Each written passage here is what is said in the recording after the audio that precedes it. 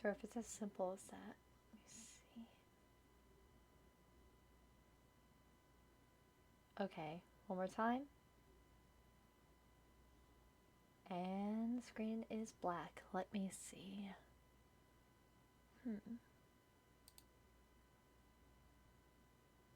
If it's as simple as unplugging my mic and plugging it back in. Wait. Okay. Hello. We are back. Okay, awesome. We're back. Okay. Hi. Thank you so much for your patience. I'm so sorry about that. And okay, so it turns out my mic was acting very strange, primarily because I had been playing around with the functions to see if I could basically fix the audio quality, heighten it a little bit, but it didn't work out. So unfortunately, I had to return the item, but luckily we'll be able to find something new. Hopefully, clean up the audio. It's not really a need, so you know what? At least we're here. Oh my goodness, that was so silly. So the fix is basically I just had to unplug my mic and then plug it back in. It was just as simple as that. It was silly. Okay, so with that being said, we finally have everything back in order. We're back in action. Oh my god, that was insane. So, with that being said, we will jump right back into our weekly tarot reading. So, of course, as per usual, we usually start our week off with a, quick tarot reading of basically three card reading, where we get one card that pertains to who is this reading calling out to, who is this reading applied to.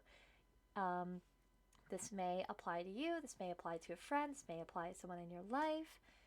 It's just a nice little indicator or card. And then we have our second card, which is the situation card. What's going to go down this week? What can you expect this week? And then the third card will be your solutions. What are you going to be looking forward to this week? What can you do about this week? So, really quick, I completely forgot to inform a Discord server I'm in that I'm streaming, so give me one moment. Okay.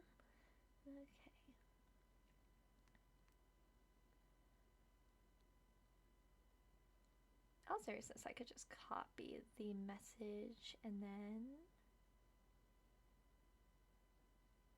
There we go. Done! Okay, perfect. So, with that being said, let's jump right into the tarot reading. It's going to be very quick. It's going to take a few seconds to shuffle. In the meantime, while we are shuffling the deck, how has everybody's week been? Anything exciting happened to anyone this week? It's up to you if you want to be open, but if you don't want to, that is okay. Okay, let's see. That's one. Right, that's our indicator card. And then we have our secondary card. What are we looking forward to this week? What can be going down this week? Okay. I'm terrible at shuffling. My method of shuffling is very chaotic. I just flip the cards around until something pops out. Kind of like that. Let's see. What can we do about this week? Okay, so we got our three cards. We got our usual three card setup. Let me see. Let me straighten out my other cards. Get them all nice and cleaned up and put them away. Okay. So. Wow, that was disrespectful. Okay. Let me see.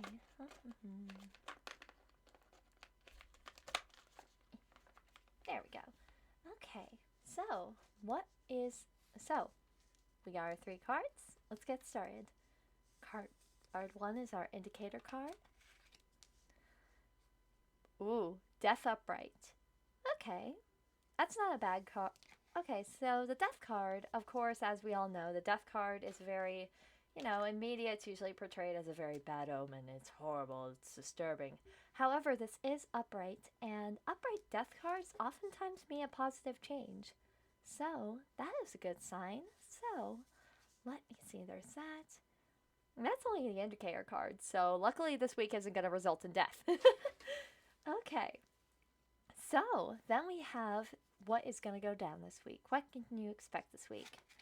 We have page ones reversed, and then our actions for this week is the devil reversed. Okay, that's an interesting reading, especially considering there's two major arcana. Let's see.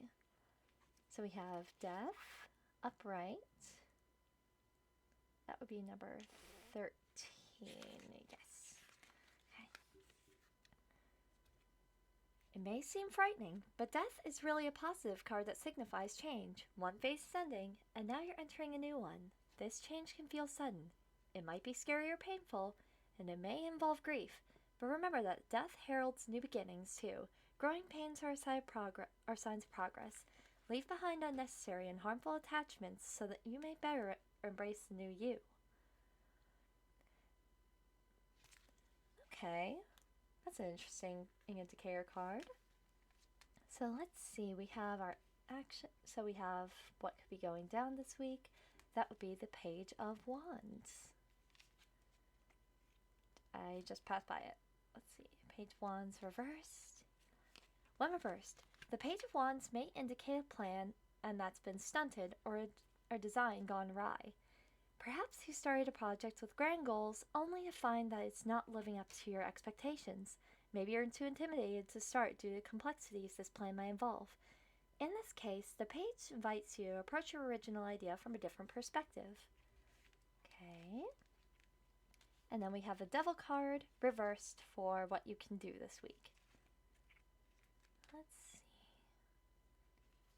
That's reversed. Reversed. This card is a call to action or the harbinger of change. You're ready to break the cycle of addiction, unhealthy habits, and problematic dependencies and move forward to become a more fulfilled and happier you. Release yourself from these chains.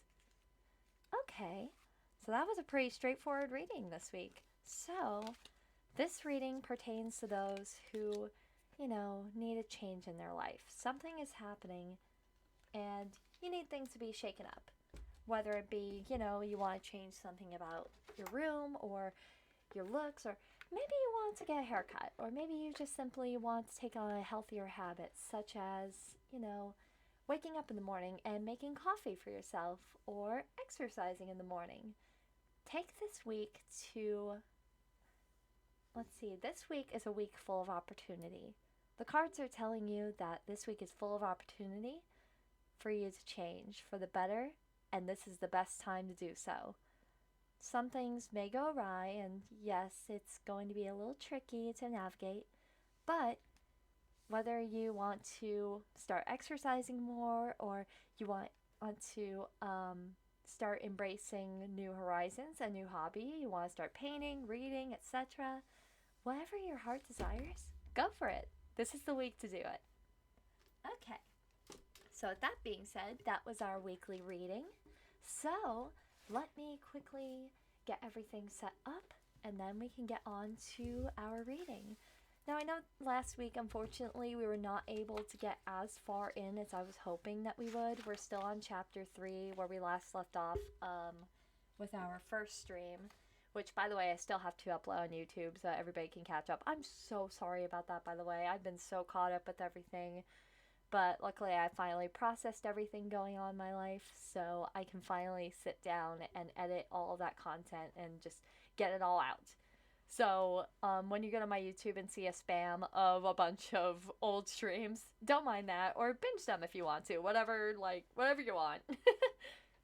So, and I know last week, unfortunately, we couldn't get that far in, primarily because of one, we had some technical difficulties, severe technical difficulties that interfered with the stream, and we also had a really bad spam chatter. But luckily, now, our big difference is we have a mod. Which, shout out to Miss Creative Delusion. You're awesome so far. I love you as a mod. I know I haven't seen you in action too much right now, but I feel like you're really going to shine as a mod. Best of luck to you. Okay, so with that being said, let's jump right into the book. I'm going to get some ambiance going, and then we can jump over to our reading room and get started. And please don't be afraid to let me know how the volume is. That's loud in my ears. Hold on. Let me know how the audio is. Let's see.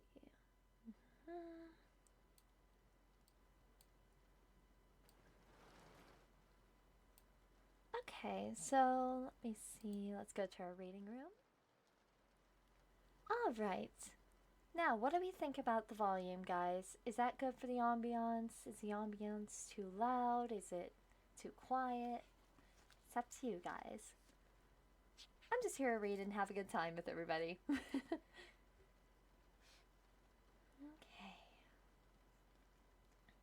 Gotta get a drink of water while I let you wait. Let me see. Okay. Should be good. Okay. The gray screen is still a bit of a problem, but luckily that won't pop up in our recordings of the streams. Alright. So with that being said, let's jump right back in to Yukito Ayatsuji's Another, starting on chapter 3. Feel free to follow along, feel free to, play this as background noise, whether you're resting or you're getting chores done or anything, whatever your heart desires, just feel free to sit back, relax, and enjoy the reading. Chapter 3, May 2nd. What's this? I heard Miss Mikami's voice. She had posed the question to a boy to my left named Mochizuki, Yuya Mochizuki. He was on the pale side. Though plain, he was fine-featured. If he really went for it and walked around Shibuya dressed in drag, he could get mistaken for a pretty young thing and get picked up by someone. However, I had yet to speak a word to him since transferring in yesterday. I tried to say hi, but he would instantly look away from me. It was hard to tell if he was just shy or if he had a dark, misanthropic personality. Miss Mikami's question caused Mochizuki's cheeks to flush slightly, and he fumbled for a response. I was trying to make a lemon. A lemon? This? Darting a glance up at the teacher, who was twisting her head to weird angles, Mochizuki replied in a low voice, Yes, it's the scream in the lemon. It was Thursday, my second day at school. We were in 5th period art class. The class on the first floor of that old school building, Building 0, was split into 6 groups, each sitting around their own large work tables. A variety of objects were lined up at the center of each table, like an onion, a lemon, a mug, and so on. The purpose of today's class was to sketch a still life of these things. I selected a mug, sat beside an onion, and began drawing in pencil on a paper that we'd been given. Apparently, Mochizuki had been drawing a lemon, but I don't know. Craning my neck, I snuck a look at the paper in front of him. I got a glimpse of it, and... Yeah, I get it now. There was plenty of reason for Miss Mikami to be asking the question. He had drawn some grotesque thing, shaped nothing like any of the subjects on the table. When he said it was a lemon, okay, I could just barely make it out. But it was more than twice stretched out as the lemon in front of me, tall and spindly, plus the outline was all wavy and in uneven bumps. On top of that, he had drawn the same kind of wavy, bumpy lines. They looked like a special effects lines to me, all around it. What was this? Suddenly, I had the same thought. But then, and if I extrapolated from the scream in a lemon like Mochizuki had said, I realized it could be... When you hear the word scream, even a grade school kid knows the great master... My mistake. When you hear the word scream, even a grade school kid knows the greatest masterpiece by the Norwegian artist is Edgar Munch. The figure of a man on a bridge covering his ears, drawn with a bizarre composition, palette, and fluctuating lines. This wobbly drawing of a lemon seemed to share something with that painting. Do you think this is acceptable, Mochizuki? Stealing another glance up at her, Mochizuki hesitantly replied, Yes. I mean, this is how the lemon looks to me right now. I see. Miss Mikami drew her lips tight and harumphed. This really isn't in the spirit of today's class, but I suppose it's all right. A rueful smile edged onto her face as if she had thrown her hands up in defeat and said, I prefer it if you only experiment like this in art club, however. Oh, yes, ma'am. I'm sorry. There is no need to apologize. Go ahead and finish it up the way you have it. With that indifferent admonition, Miss Mikami moved away from us. Then, do you like Munich? I peeked again at Mochizuki's drawing and gingerly tried to engage him. Yeah, I guess. He replied without looking at me that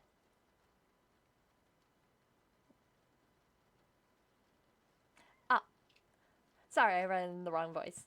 Do you like Munich? I peeked again at Mochizuki's drawing and gingerly tried to engage him.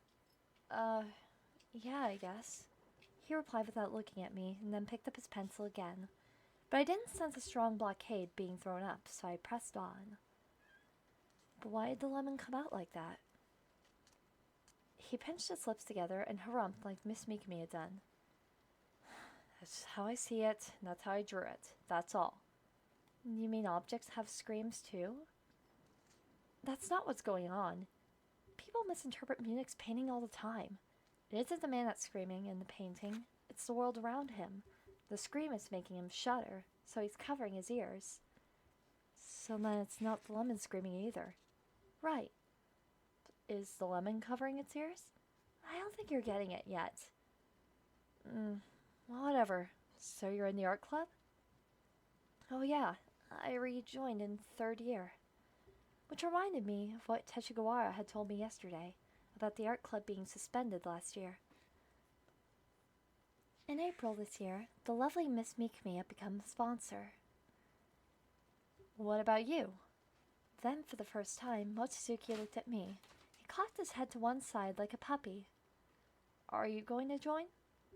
Why would I do that? Well, sure, I'm kind of interested in it, but I don't know. I'm not that good at drawing. It doesn't really matter how good you are, Mochizuki told me in an extremely serious tone. You draw pictures by seeing with the eyes in your heart. That's what makes it fun. The eyes in your heart? Yeah. Then what is this? I glanced at his screaming lemon, and Mochizuki nodded, saying, Sure, without a hint of guilt, rubbing a finger under his nose. I guess he was petrified of strangers. Still, once I started talking to him, he seemed pretty interesting. That thought helped me relax a lot, but at the same time, something flashed through my mind at the mention of the art club. When we had talked on the roof of Building C during gym yesterday, she, Mei Misaki, carried a sketchbook. Could she be in the art club too?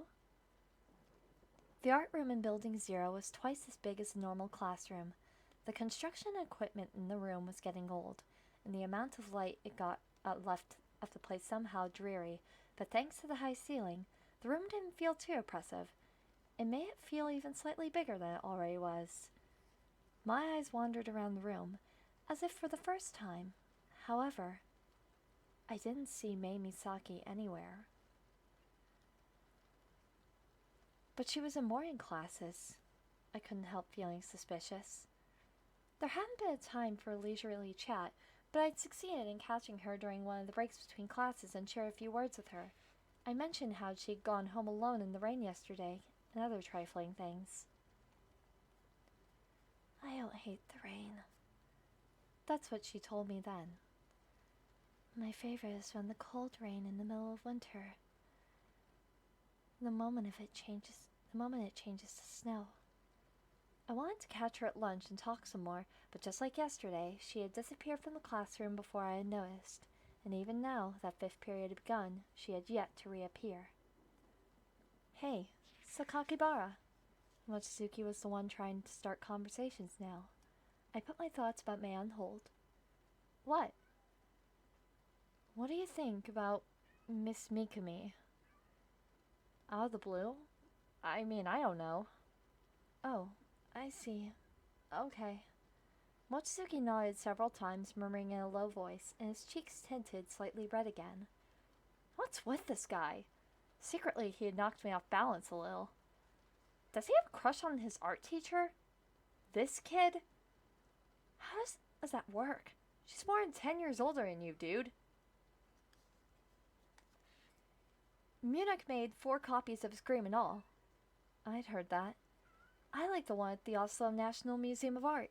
The red color of the sky is the most intimidating. It looks like blood is going to come pouring out of it any second. But doesn't that start to scare you the more you look at it? Or make you feel incredibly uneasy? How can you like that? You could say it's an easy painting to understand.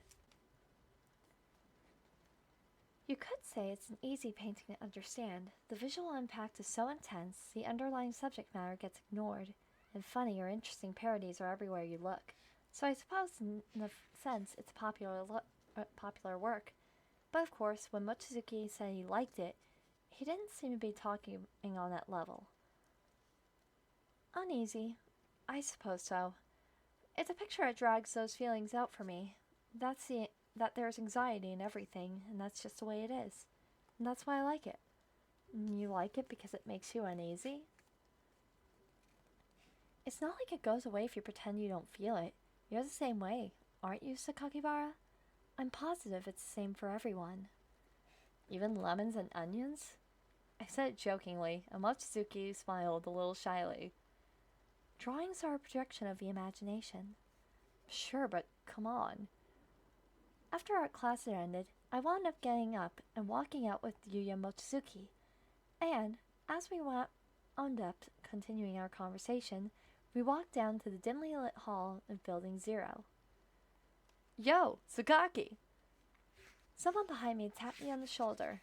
Before I even turned around, I knew it was Teshigawara. Apparently, he decided to start abbreviating my name to Sakaki today. You guys are whispering about Miss Mikumi? I want in. Sorry to disappoint you, but we're talking about something a little bit darker than that, I replied. What is it? What are you talking about? The anxiety that cloaks the world. What? Do you ever feel uneasy, Teshigawara? I asked, despite my opinion that he seemed to lack any connection to emotions like that. It had already become natural to talk plainly with him. The bleached goofball beat my expectations, though, when he said, What do you think? He nodded grandly. I wasn't sure exactly how seriously, and then replied, After all, when I went up a grade, I wound up getting stuck with the curse of Class 3. What? The sound slipped out of me. At the same time, I saw Mochizuki's reaction. As his gaze fell silently to his feet, his expression seemed melancholy and somehow tense. The scene had crystallized in the space of a moment. That's what it felt like. So, Sakaki, Teshigawara said. I've been meaning to talk to you about this since yesterday. Hold on, Teshigawara. Mochizuki spoke up. I don't think you can do that. I don't think you can do that anymore. Can't do that? Do what? Why not? Anymore is assuming we ever. This was Teshigawara, who was having trouble continuing. Totally in the dark, I cried, What are you guys talking about? And then caught myself with a gasp. We'd been walking down a hall in Building 0, and we were just coming up on the secondary library. Hardly anyone seemed to use the old library, but now the sliding door leading into it was open a few centimeters, and through the gap I could see into the room. She was there. Mei Misaki was in there. What's wrong? Teshigawara's question was dubious. Hold on a second, I replied ambiguously, and slid the library door open. Mei turned to look at us. Mei was sitting at a large desk in the totally empty room. I raised my hand to wave, "Hey!" but she gave no response.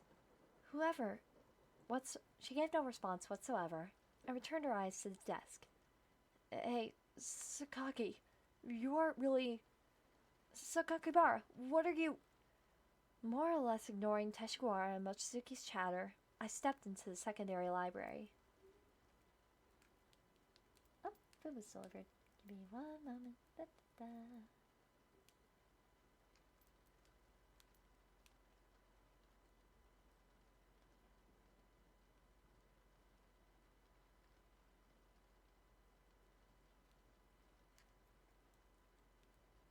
There we go. Okay. The walls were obscured behind bookshelves that went all the way to the ceiling, packed full of books. Even that wasn't enough, though, and more than half the floor space in the room was a forest of tall shelves. The room looked to be about the same size as the art classroom, but the style was completely different. There wasn't even a hint of openness in here. The weight of all the books being stored here imparted a heavy oppressiveness in the room. The amount of light made the place seem all the gloomier, and looking around, I saw that several of the fluorescent lights were out. There was only one large table, all intended for readers, where Mei sat. Not even 10 chairs were placed around it. There was a small counter in the back corner to the left, and a valley between the shelves. I couldn't see anyone there right now, but I assumed that was where the librarian usually was.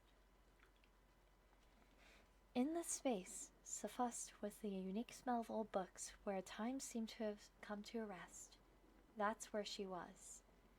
Mei Misaki was in here, all by herself.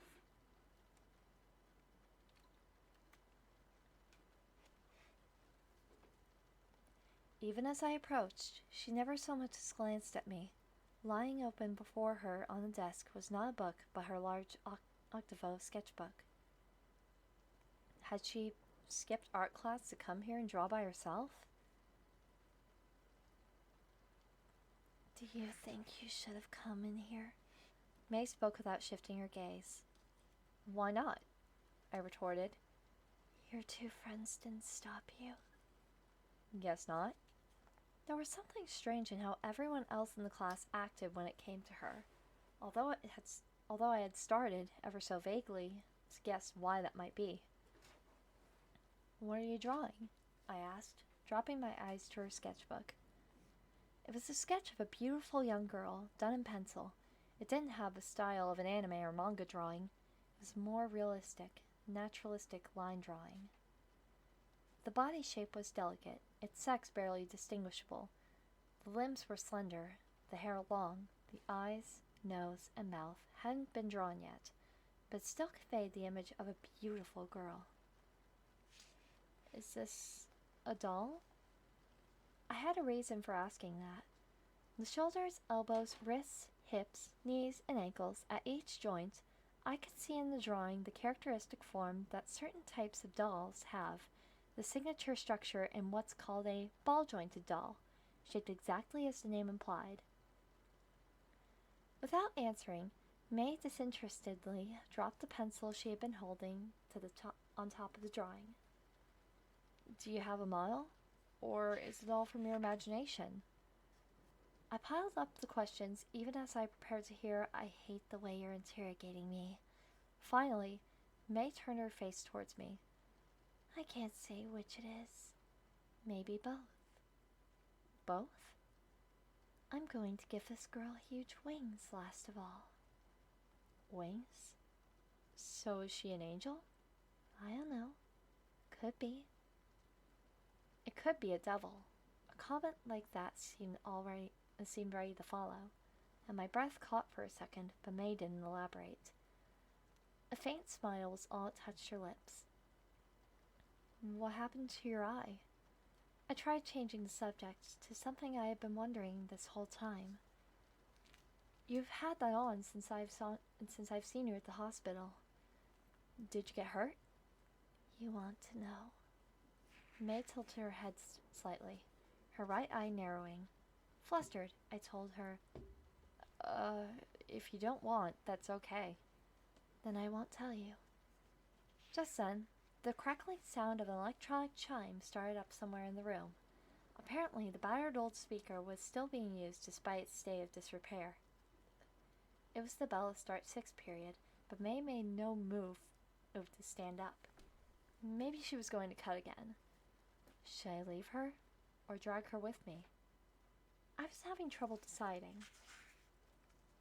You should get to class. Oh, you should get to class. A voice came from nowhere. It was a male voice I had never heard before. There was a slight rasp to it, but it was deep and rich. Startled, I looked around the room and discovered where it had been coming from. Behind that counter in the corner of the room, where I had seen no one before, was a man dressed in all black. I haven't seen you here before, the man said. He had frumpy, black-rimmed glasses and a lot of white mixed into his straw-like hair. I'm Sakakibara, in third year, class 3. I just transferred to the school yesterday, and, I'm Chibiki, the librarian. He fixed his eyes on me, unwavering, as he spoke. You can come here any time you like, but for now, go on, get along. Sixth period was an extended homeroom, which we had once a week. If this were elementary school, it would be our class meeting time with the reps. But I doubted such lively and unrestricted discussions would be taking place with the head teacher watching over us. Nowadays, public and private schools were probably both the same way. There weren't any problems that called for discussion right then, so we wound up being dismissed from class before school was over. Maybe Saki never appeared in the classroom during this time either, but it seemed to me that no one showed any sign of worrying about it particularly, including Mr. Kubadera and Miss Mikumi. My grandmother had brought me to school in the car again today. I tried to stop her, telling her she didn't have to do this, but she wouldn't let it go. This week, I have to, she told me. And considering my position, I couldn't really put up a whole lot of resistance either. To be honest, I wanted to stay at school a little longer and look for May, but I had to give it up. I declined an invitation from Tachiguara and the others to go home with them too, and climbed into the car that had come to get me. After dinner that night, before Reiko retreated to her office bedroom in the side house, I had a chance to talk to her alone. I'd saved up a bunch of stuff to ask her, but now that we were actually talking, I tensed up for some reason. As usual, we wound up talking about a bunch of fluff subjects, which wasn't what I meant to do at all. After much hesitation and waffling, I tried just jumping in headlong by leading with a question about the secondary library in Building 0. Has that library always been there? Yep. It was there when I was in middle school, obviously. I'm pretty sure it was there when Ritsuko went there too. Was it the secondary library back then? No, it's changed.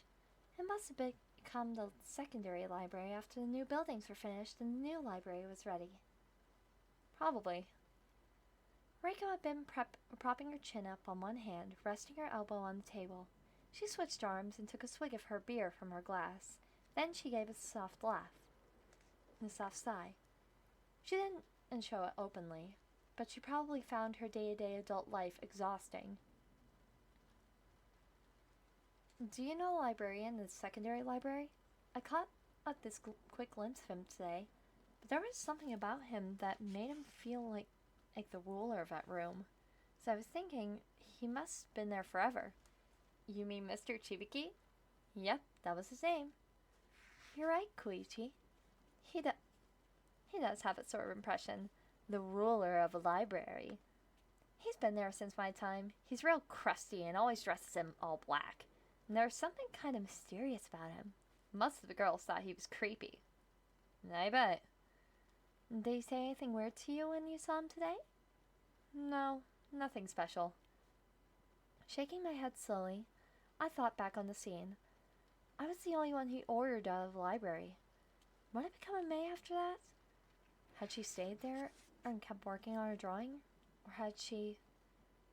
By the way, Koichi, Reiko said, holding the glass of beer in one hand. Are you planning to join any club or do any extracurriculars after school? Oh, good point. I wonder what I should do. Did you do anything at your last school? Since she had asked, I answered honestly. I was in the Culinary Arts Club.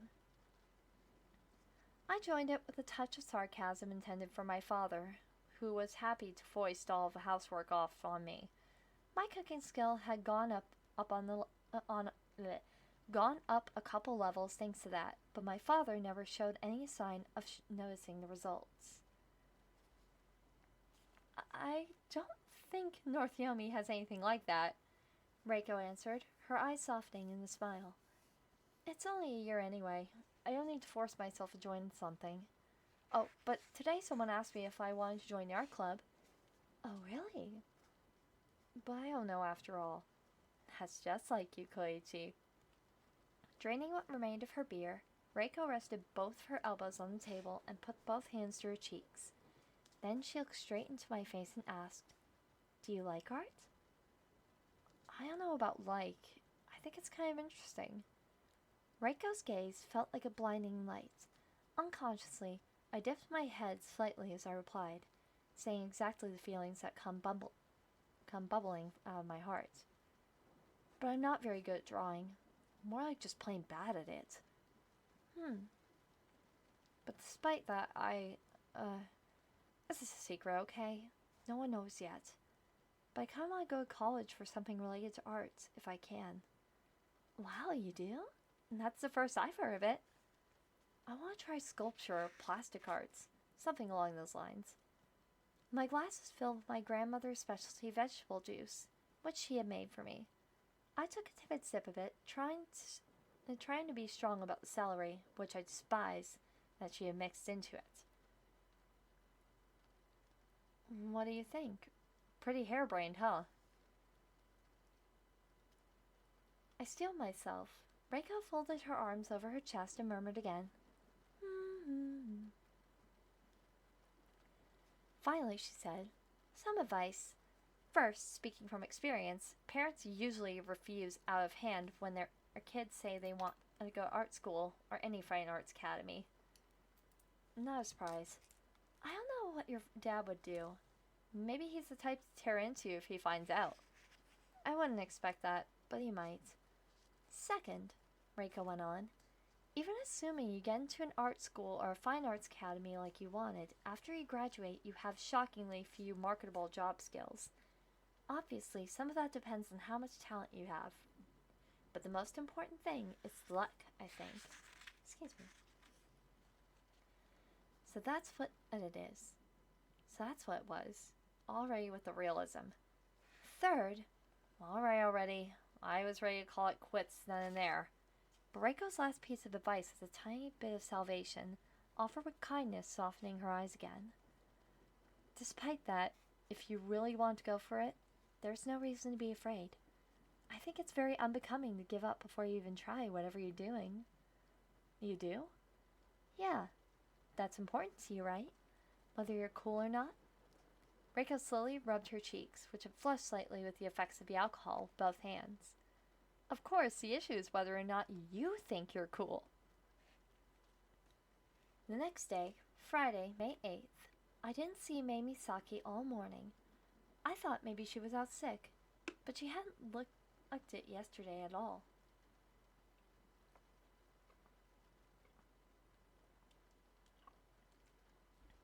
Hydration. After we had talked...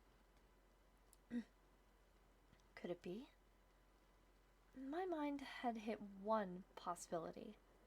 After we had talked on the roof during gym class on Wednesday, if you're on the roof and you hear the cawing of a crow, then you go back inside, you must enter with your left foot. That was one of the first of the North Yomi fundamentals that Reiko had taught me. If you disobeyed and went in with the wrong foot, you'd get hurt within the month. Whether or not May had heard the repeated cawing of the crows, she had gone in by her right foot. So, could it be that she had been badly hurt because of that? Get real. The fact that I was thinking these things half seriously, honestly worried, seemed utterly laughable when I stopped and took a level-headed look at myself. No way, I thought. There was no way. And yet, in the end, I couldn't bring myself to ask anyone why she was absent either. I never experienced this at the private K Middle School, but in public school, the second and fourth Saturdays were basically days off. There were apparently places where they allotted hands-on studies outside school to those days, but North Yomi didn't manage the system like that at all. It was up to the students how they would spend their free time. And so, there was no school Saturday the 9th. I didn't need to get up early either, or I wouldn't have, except I had to go to Yumigaoka Municipal Hospital. I made a morning appointment for a checkup, up to see how my condition was progressing. Of course, my grandmother had volunteered to go with me to the hospital, but when the time came, she wound up backing out. My grandfather Ryohei had developed a sudden fever that morning and had to stay in bed. It didn't sound like anything terribly serious, but he was an old man whose behavior showed more than a little cause for day-to-day concern anyways. I realized I probably couldn't be left alone in the house, and I reassured my grandmother, "Don't worry about it. I'll be fine." "You will? Well, thank you then." Just as I thought, she didn't fight it this time. "You better be careful and come straight home. If you start to feel bad, you go right ahead and take a taxi home." "Okay, Grandma, I got it." "I don't want you pushing yourself." "I won't." "Do you have enough money?" "Yes, Grandma, right here." We happened to be having this conversation near the porch on the first floor, so Ray the Mariah bird overheard. She cried out cheerily, "Why? Why?" in her shrill voice, ushering me out of the house. "Why? Cheer up! Cheer!"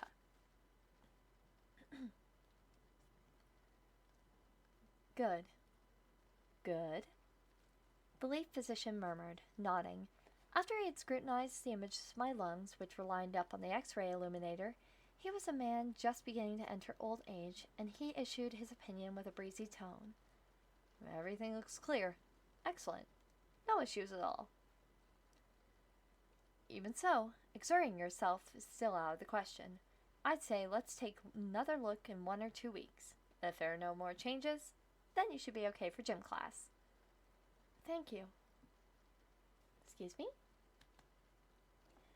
I bowed, but I couldn't help feeling a slight anxiety inside.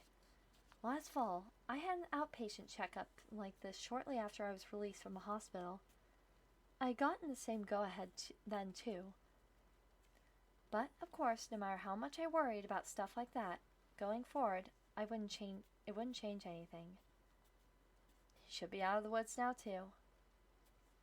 I should just go ahead and trust the optimistic view of survivor. Yeah, that was best. The outpatient ward at municipal hospitals is always horribly crowded no matter where it is. By the time my checkup was over and I had finished paying at the window, lunchtime was already long gone. As a now mostly healthy 15-year-old boy, hunger begins to torment me. But I wasn't thrilled at the idea of hospital food.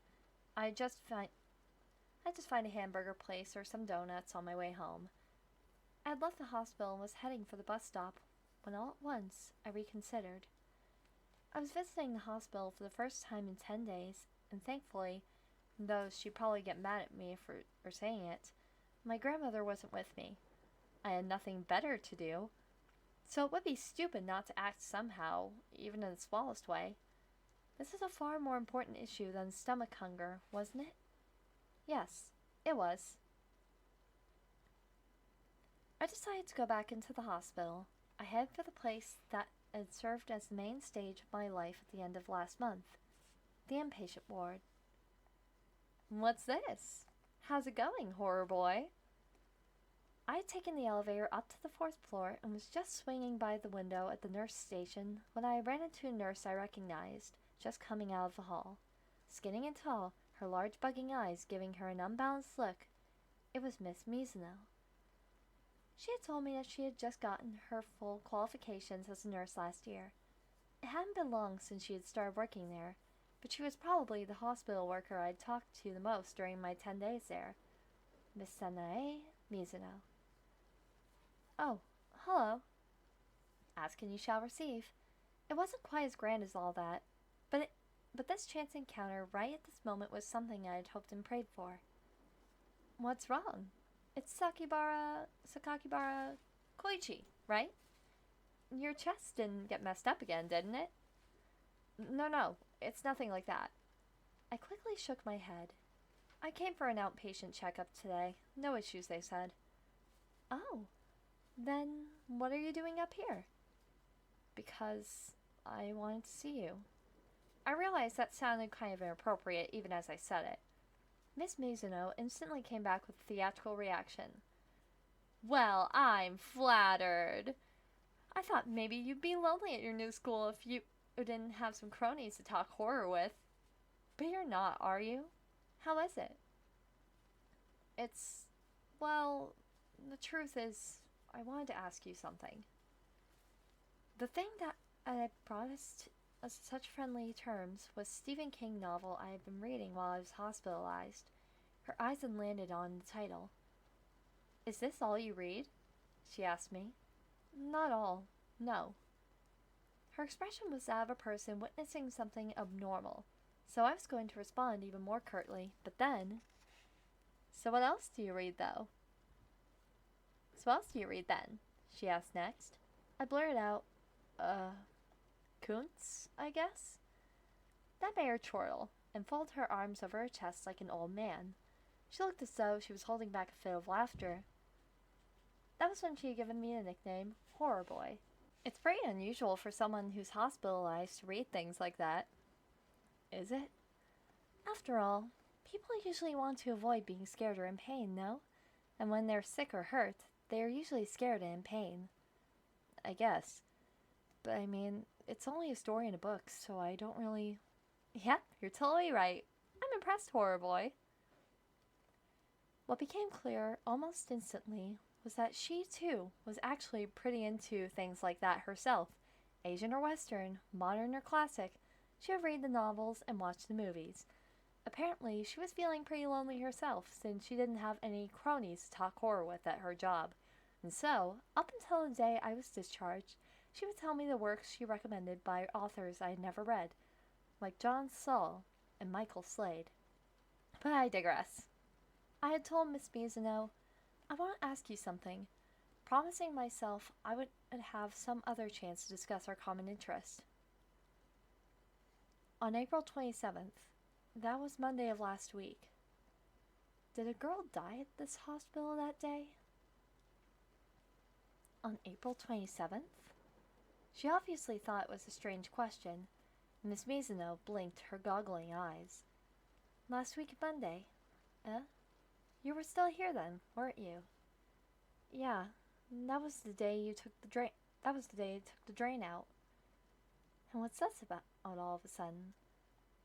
It was a natural question to turn back on me, but I wasn't confident that I could explain the situation in detail without trampling on the nuances.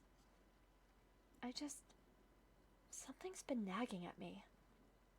So I offered an ambiguous response. That day, around noon last Monday, chance brought me to my first encounter with Mae Misaki in the hospital elevator. She had gotten off the second basement level, where there are no patient rooms or exam rooms. The only thing down there, besides storage rooms and the machine room, is the memorial chapel. The memorial chapel. I think the distinctive image of that place had kept nagging at me ever since. So, extrapolating from what I knew, I had asked Miss Mizuno the question I did. Let's assume the memorial chapter is where Mae was going that day. People usually don't go to an empty memorial chapel. Rationally, the body of someone who's died in a hospital that day must have been resting there. Wasn't that the explanation? Why did I think it was a girl who died? This too was a grasping extrapolation. Based on the riddle May had spoken that day, half of my body, the poor thing. Sounds like there's something complicated going on. Miss Mizuno puffed out one of her cheeks and squinted into my face. I'm not going to order you to give me the details, but let me think. Do you have any ideas? As far as the patients I'm in charge of anyway, there weren't any girls who died. But I don't know about the whole ward. Well, there's something else too. I decided to change my question. Did you see a girl wearing a school uniform in the inpatient ward that day? What? Another girl? It would be a middle school uniform, navy blue blazer. She has short hair and an eye patch over her left eye. An eye patch? Miss Mizuno cocked her head. An ophthalmology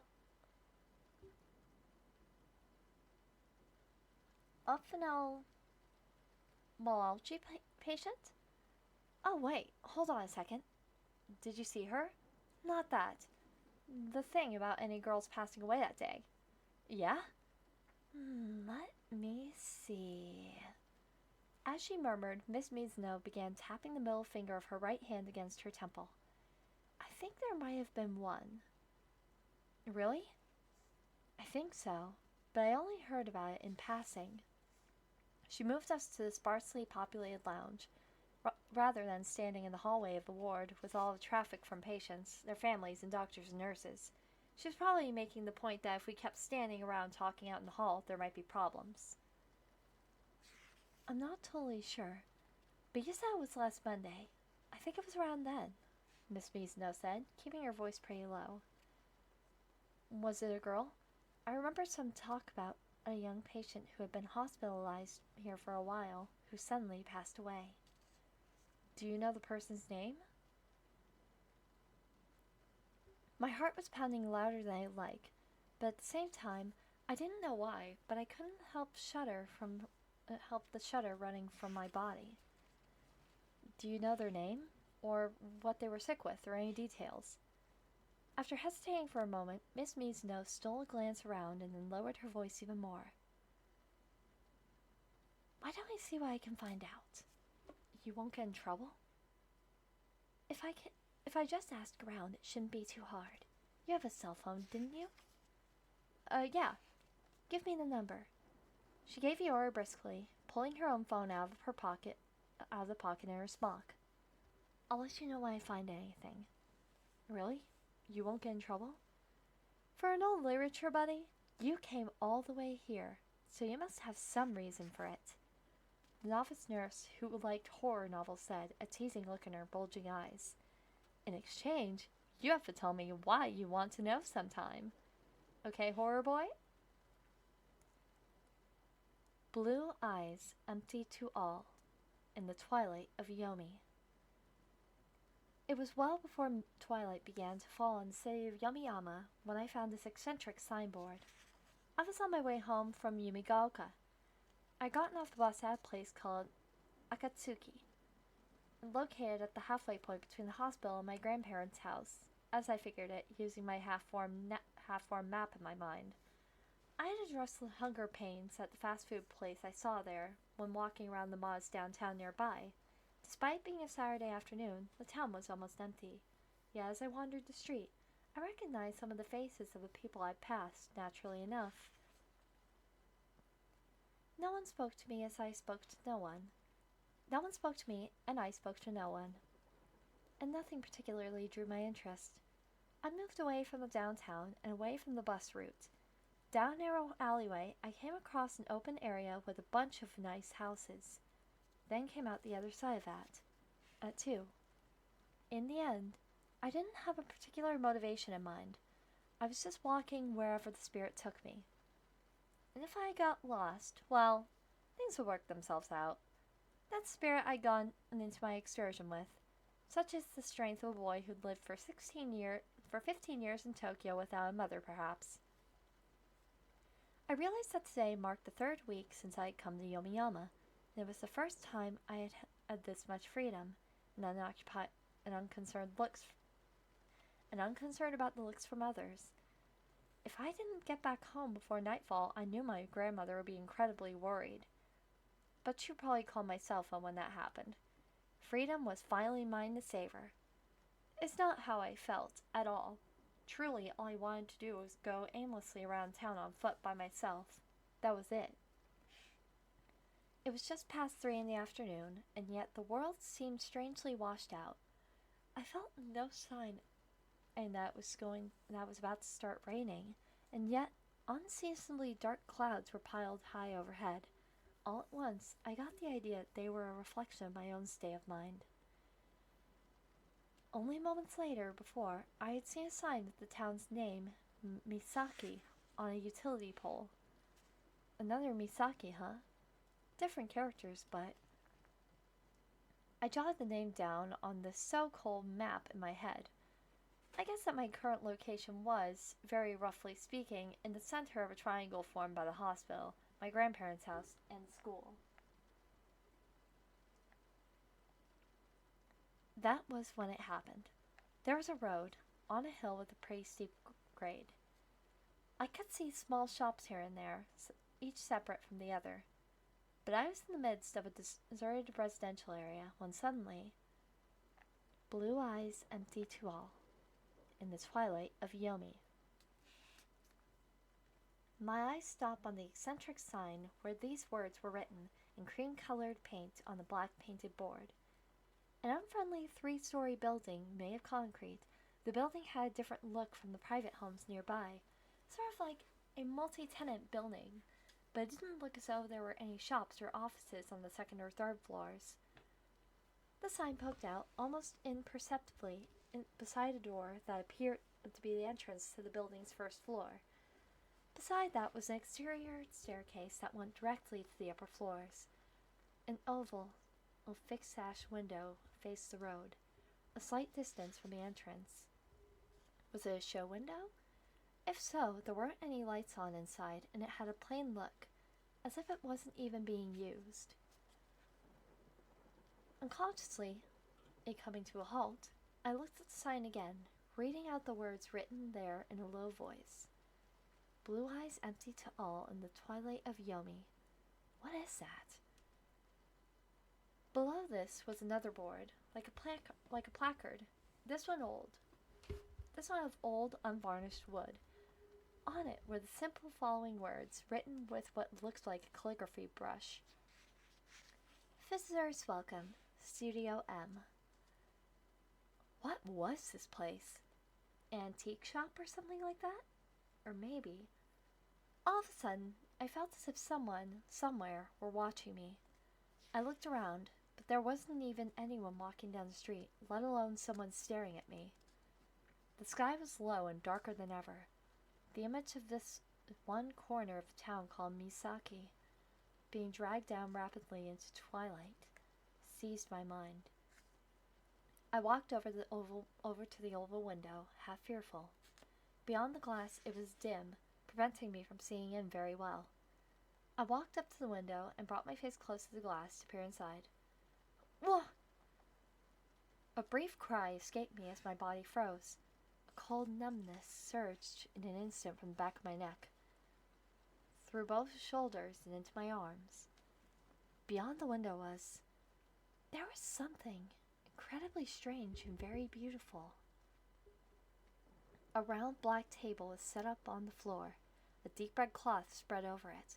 Above that, the top half of a woman was visible, wearing a black veil that she lifted from her face with both hands. Her skin, pale and smooth, her features frighteningly attractive. It was a young girl. The hair flowing to her chest was black as jet, and yet her eyes were a deep green. The red dress she wore was, like her body, cut off at the waist. Wow. It was intensely strange and yet very beautiful. This almost life-size doll of a teen girl. Only the top half of her body had been set out as decoration. What was this place? What was this? Marveling, I took another look at the sign beside the entrance. Just then, a crass vibration started in the pocket of my jacket. I was getting a call on my cell phone. Was my grandmother already worrying? Convinced of a name I would see, I let out a short sigh and took out my phone, but the liquid crystal screen displayed an unidentified number. Hello? As soon as I picked up, I heard a woman's voice. This is Sakakibara, right? I recognized it after all. I had heard this voice firsthand only hours earlier. It was Miss Mizuno from the municipal hospital. I found out something about what we talked about. Really? That was fast. Excuse me. An informed coworker of mine who loves a gossip got a hold of me, so I asked her right away. She said she heard the story from someone else, so this info might not be 100% accurate. But it would be tough to get in and check the paperwork. Is that okay? Definitely. My hand tightened on the cell phone involuntarily. Another shudder was going through my body. Please tell me. Even as I answered, I couldn't tear my gaze from the doll inside the window. Last Monday, there was in fact a patient who passed away, Miss Mizuno told me. A girl from middle school. Huh? She had a major surgery in another hospital, then was transferred here. The surgery had been a huge success, and she was recovering smoothly, but then suddenly she took a turn for the worse. There wasn't enough time for the doctors to do everything they could have. She was only a child, and apparently her parents were incoherent with grief. What was her name? I asked. I had linked the eyes of the girl in the window, staring out at me into the gloom, to the words, "Blue eyes empty to all." Do you know the girl's name? Miss Mizuno's voice crackled. The signal was breaking up. I heard this from the same coworker, and she wasn't very clear about it either, but I got something out of her. Uh-huh. The girl's name was Misaki, or Meisaki, or something like that.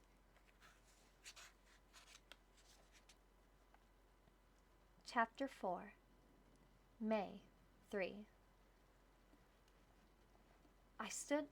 I next stood in the town of Misaki, outside the Blue Eyes Empty to All in the Twilight of Yomi sign, on Friday the week after, and this time it was really twilight. Last week had been purely by chance.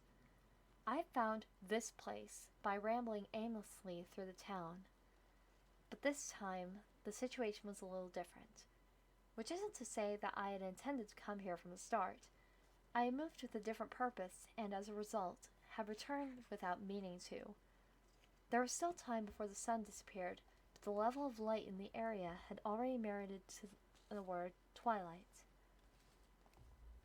Even if someone and I knew were to come up to me in the red rays of the western sun, I don't think I'd be able to figure out who it was right away.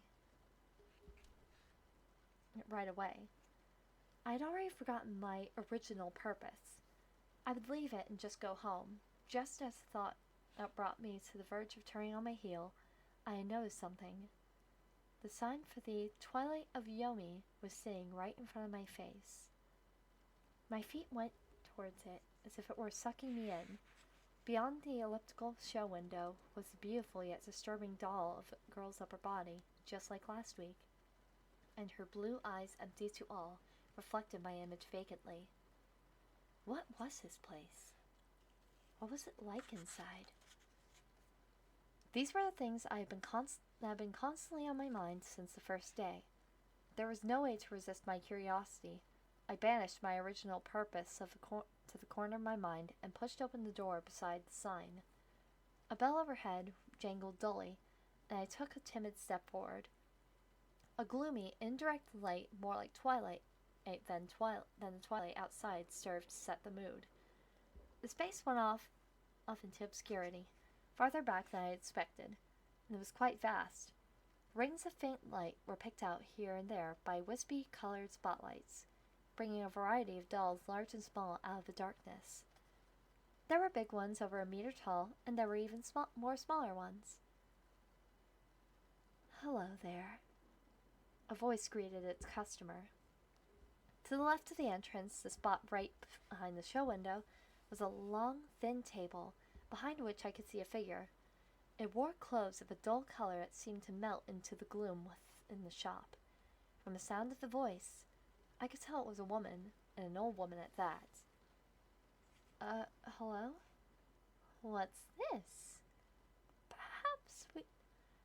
What's this? We don't get many young men in here. Are you a customer? Perhaps. I was just passing by outside and wondered what kind of shop this is. This is a shop, right? There was an ancient cash register at one end of the table. A small chalkboard was propped up in front of it with the words "Gallery Entry, 500 yen" in yellow chalk. I rummaged in the pockets of my school uniform and pulled out a coin purse. You're in middle school? The old woman asked, startling me. I collected myself and replied, Yes, at North Yomi. Then you can go in for half price. Thank you. I went up to the table and handed over the amount she had asked for. The hand she proffered was, indeed, ancient and wrinkly, and now I could clearly see her face surfacing from the gloom. Her hair was perfectly white all through, and her nose was hooked like a sorcerer's. I couldn't tell what her eyes were like, but she wore glasses with dark green lenses. Is this a doll shop? I asked softly. Well now. The old woman tilted her head slightly to one side and made stifled, mumbling sounds. I suppose we're a half shop, half gallery. Oh, we do sell things, but not anything a boy in middle school could afford. But you can take your time and have a look around. There aren't any other customers right now anyway. The old woman placed both hands on the table and slowly leaned forward, bringing her face closer to me. The mannerism suggested she couldn't see me very well otherwise. I'll make you some tea if you'd like, the old woman said, so close that I could feel her breath. We have a sofa in the back, so feel free to go sit down and rest if you get tired. Oh, but I don't need any tea. Thank you. Well, take your time. Inside the shop, I suppose I should really say inside the gallery, music was playing, string music that was just as gloomy as the lighting. It sounded as if the main part of the melody was played by a cello. I had heard the song somewhere before, but I guess sadly, I was completely lacking in that sort of education. If someone told me it was a famous classical song by one of the masters, or that it was a chart topper released in the 90s, all I'd be able to do would be to say, "Is it really?" and accept what they told me. My back was bugging me, so I sat on the sofa in the back, and trying to breathe quietly and silence my footsteps, I went around looking at the dolls that thronged every turn. At first, I couldn't stop myself from glancing over to check on the old woman at the table, but soon as I stopped worrying about her, I was utterly taken in by the dolls, and had no more attention to spare. In the murky twilight, some of the dolls were standing, some were sitting, and others were laying down. Their eyes were open wide in surprise, or they were sunk in contemplation, eyelids half closed, or they dozed. Most of the dolls depicted the beautiful youth of girls, but there were boys among them too, and even animals. There were even some strange fabrications that mixed human and animals together, and there was more than just dolls. Pictures hung on the walls too, and an oil painting, a freshly fantastical scene, caught my eye. Like the doll of the girl in the show window, about half of the dolls were ball-jointed. All of their joints, their wrists, elbows, shoulders, ankles, knees, and hips, were formed into spears, so that they could be moved freely and posed, imparted a certain unique, bewitching impression. How can I express it? Though instilled with a cold, saccharine realism, they were not truly real. They resembled people without truly resembling them.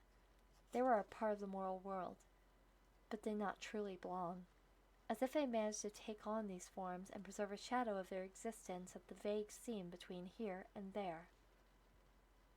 How long had it been?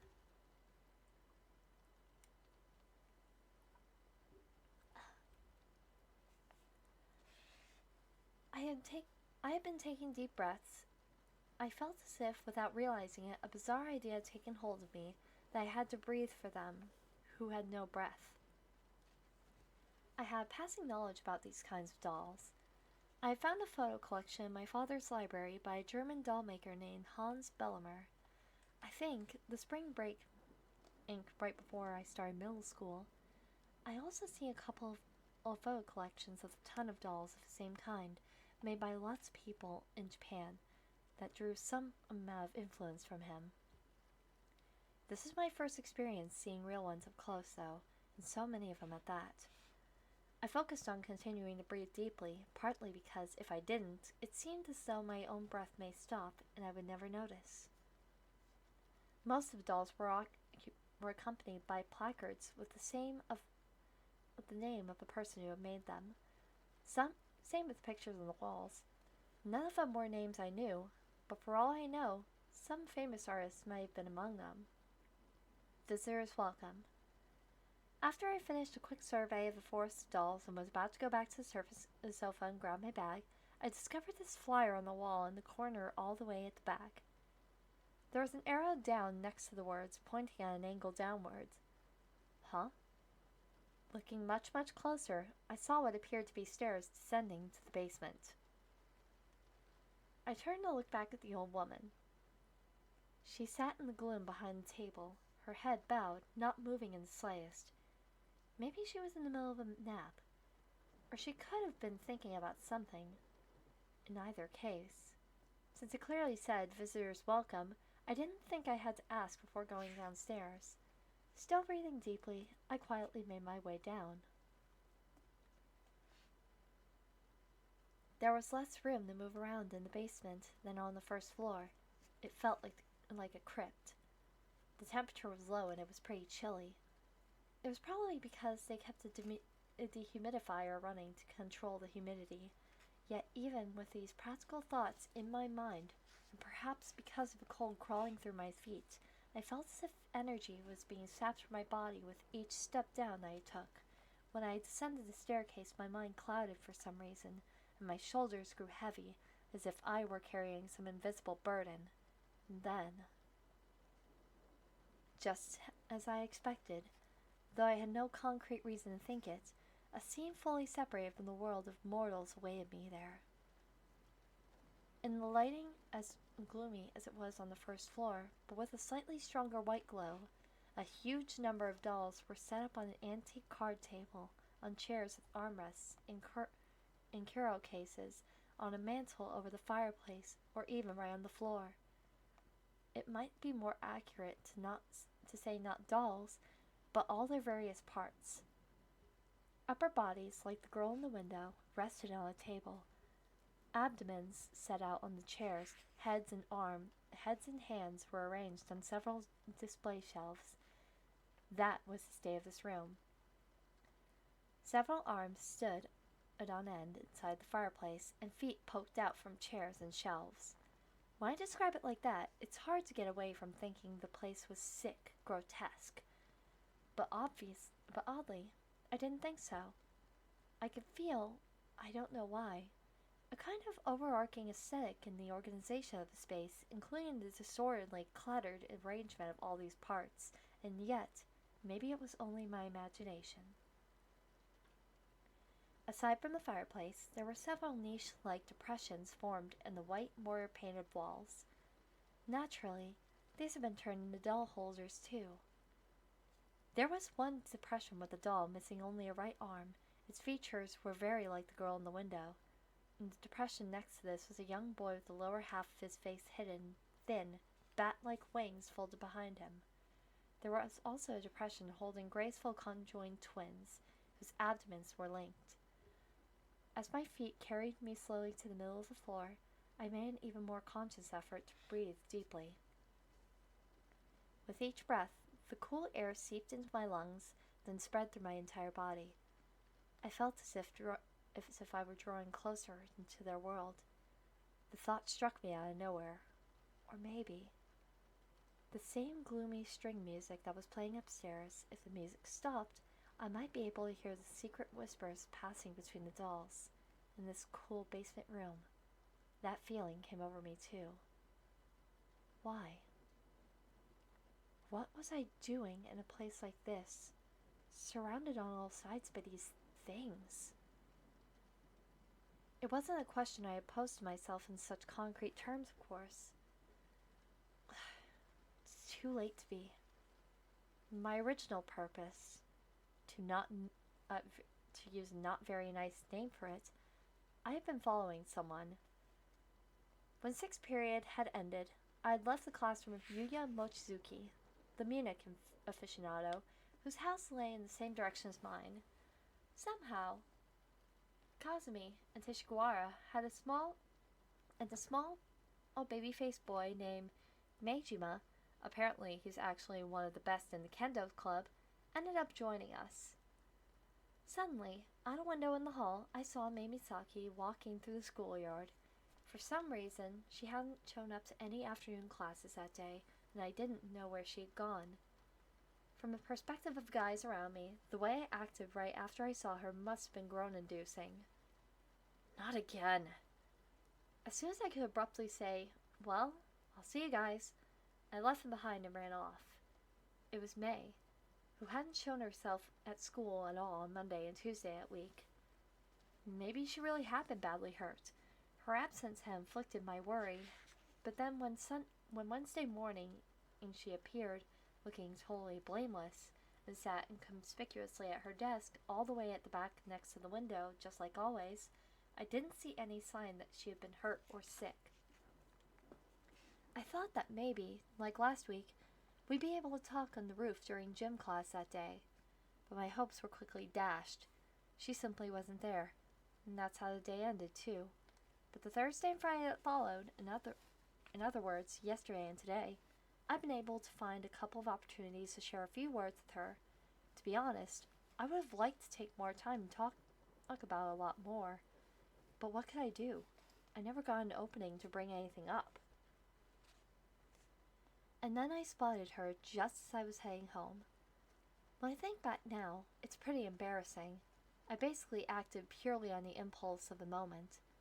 I burst out of the school building and ran in the direction she had been going. I saw her leaving the campus through the back gate, and I could have called out to stop her, but I dismissed that option and decided to follow her without announcing myself. This was where my original purpose, following someone, had begun.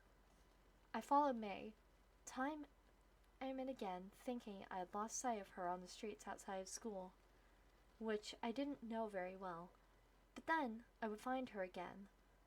When I got close enough that I could call out to her, of course I intended to do that, but for some reason, the whole time the distance between the two of us never shrank, and at some point the act of following her in itself became my goal.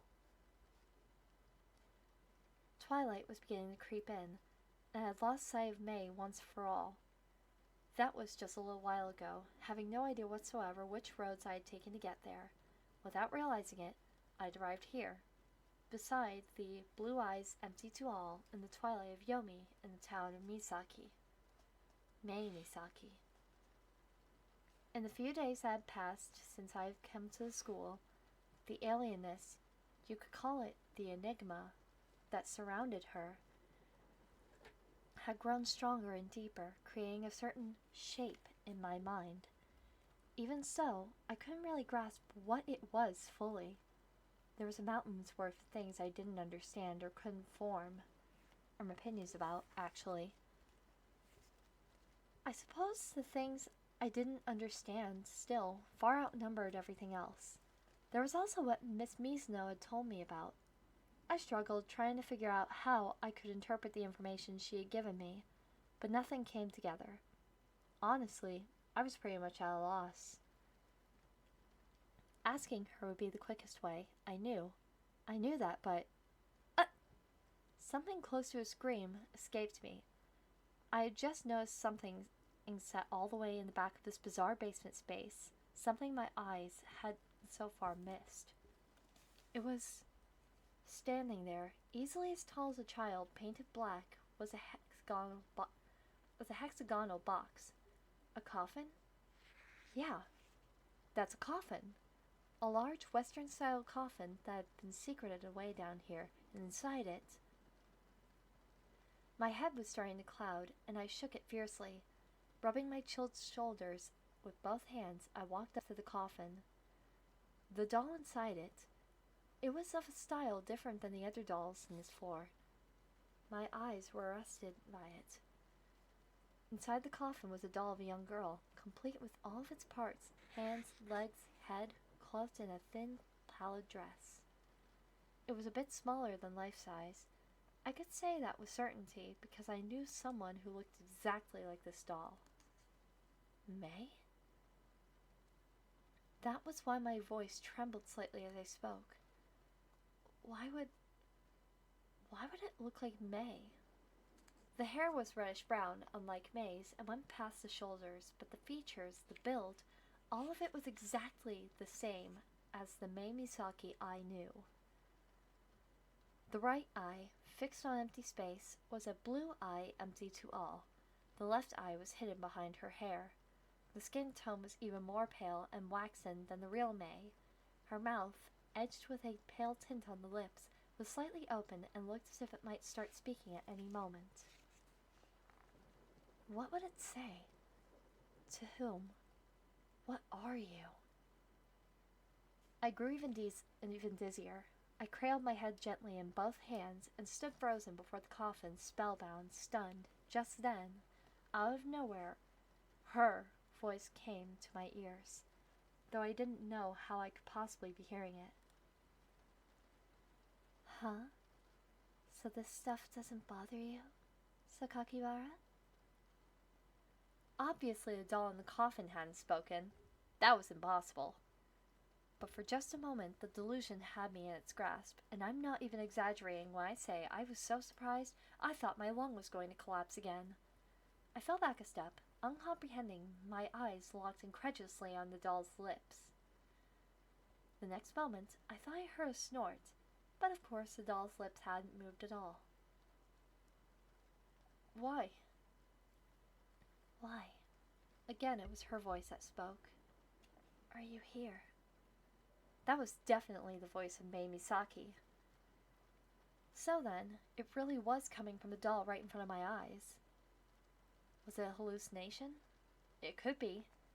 I pulled my hands away from my head and swung my head around. When I did, I saw a new figure. A dark red curtain that had been pulled aside in the shadow of the coffin that stood before it. That was where she had appeared from without a sound. The real Mai Misaki. To me, it was as if the doll standing before me were casting a shadow of what materialized there, solid and real, though she wore the uniform of North Yomi and not a dress. I gurgled, purely reflexively. How did you... I wasn't trying to hide in here and scare you, May said in her usual curt tone. You only just got here after all. So then, what were you doing here in a place like this? More importantly, how did you suddenly appear at a place like that? I mean, jeez. May passed quietly by the coffin. She wasn't carrying her school bag. She came to a stop in front of the coffin and cast a glance at the doll behind her. Did you think she looked like me? She asked. Yeah. She does. But she's only half of what I am. Maybe not even that. With those words, she slowly reached her right hand out to the doll and stroked its reddish-brown hair that exposed its hidden left eye. It had no eye patch like May's, but instead a blue eye empty to all, just like the right one. What are you doing here? I finally got the question out. May drew a quick finger down the doll's cheek. I come down here sometimes, since I don't hate it in here. Which didn't tell me much.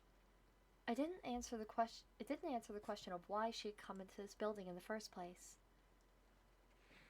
More importantly, I have something I want to ask you. Turning her back to the doll in the coffin, May faced me again. Why did you come here, Sakakibara? I was... I couldn't admit that I followed her all the way from school. I've been wondering about the shop for a while.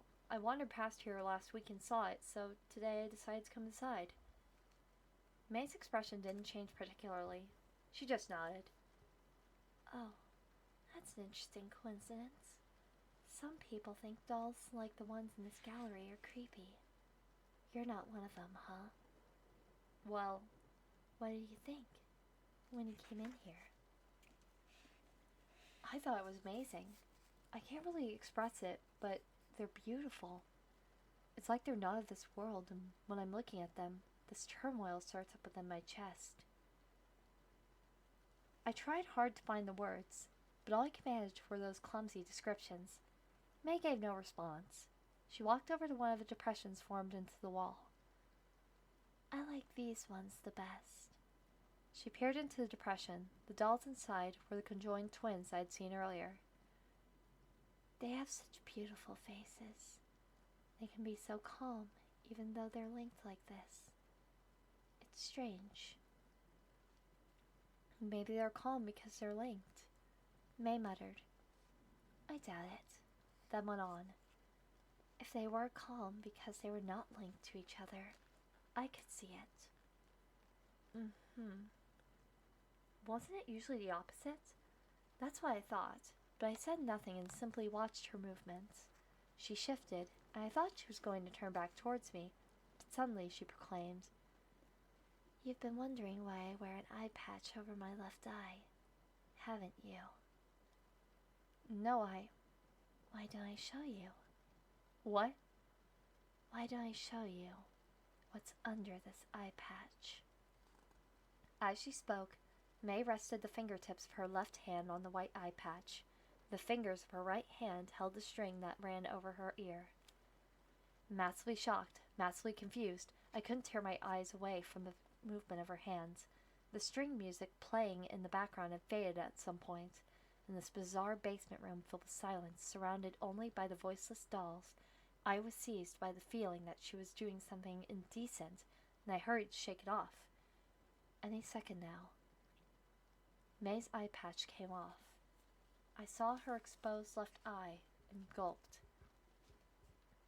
That's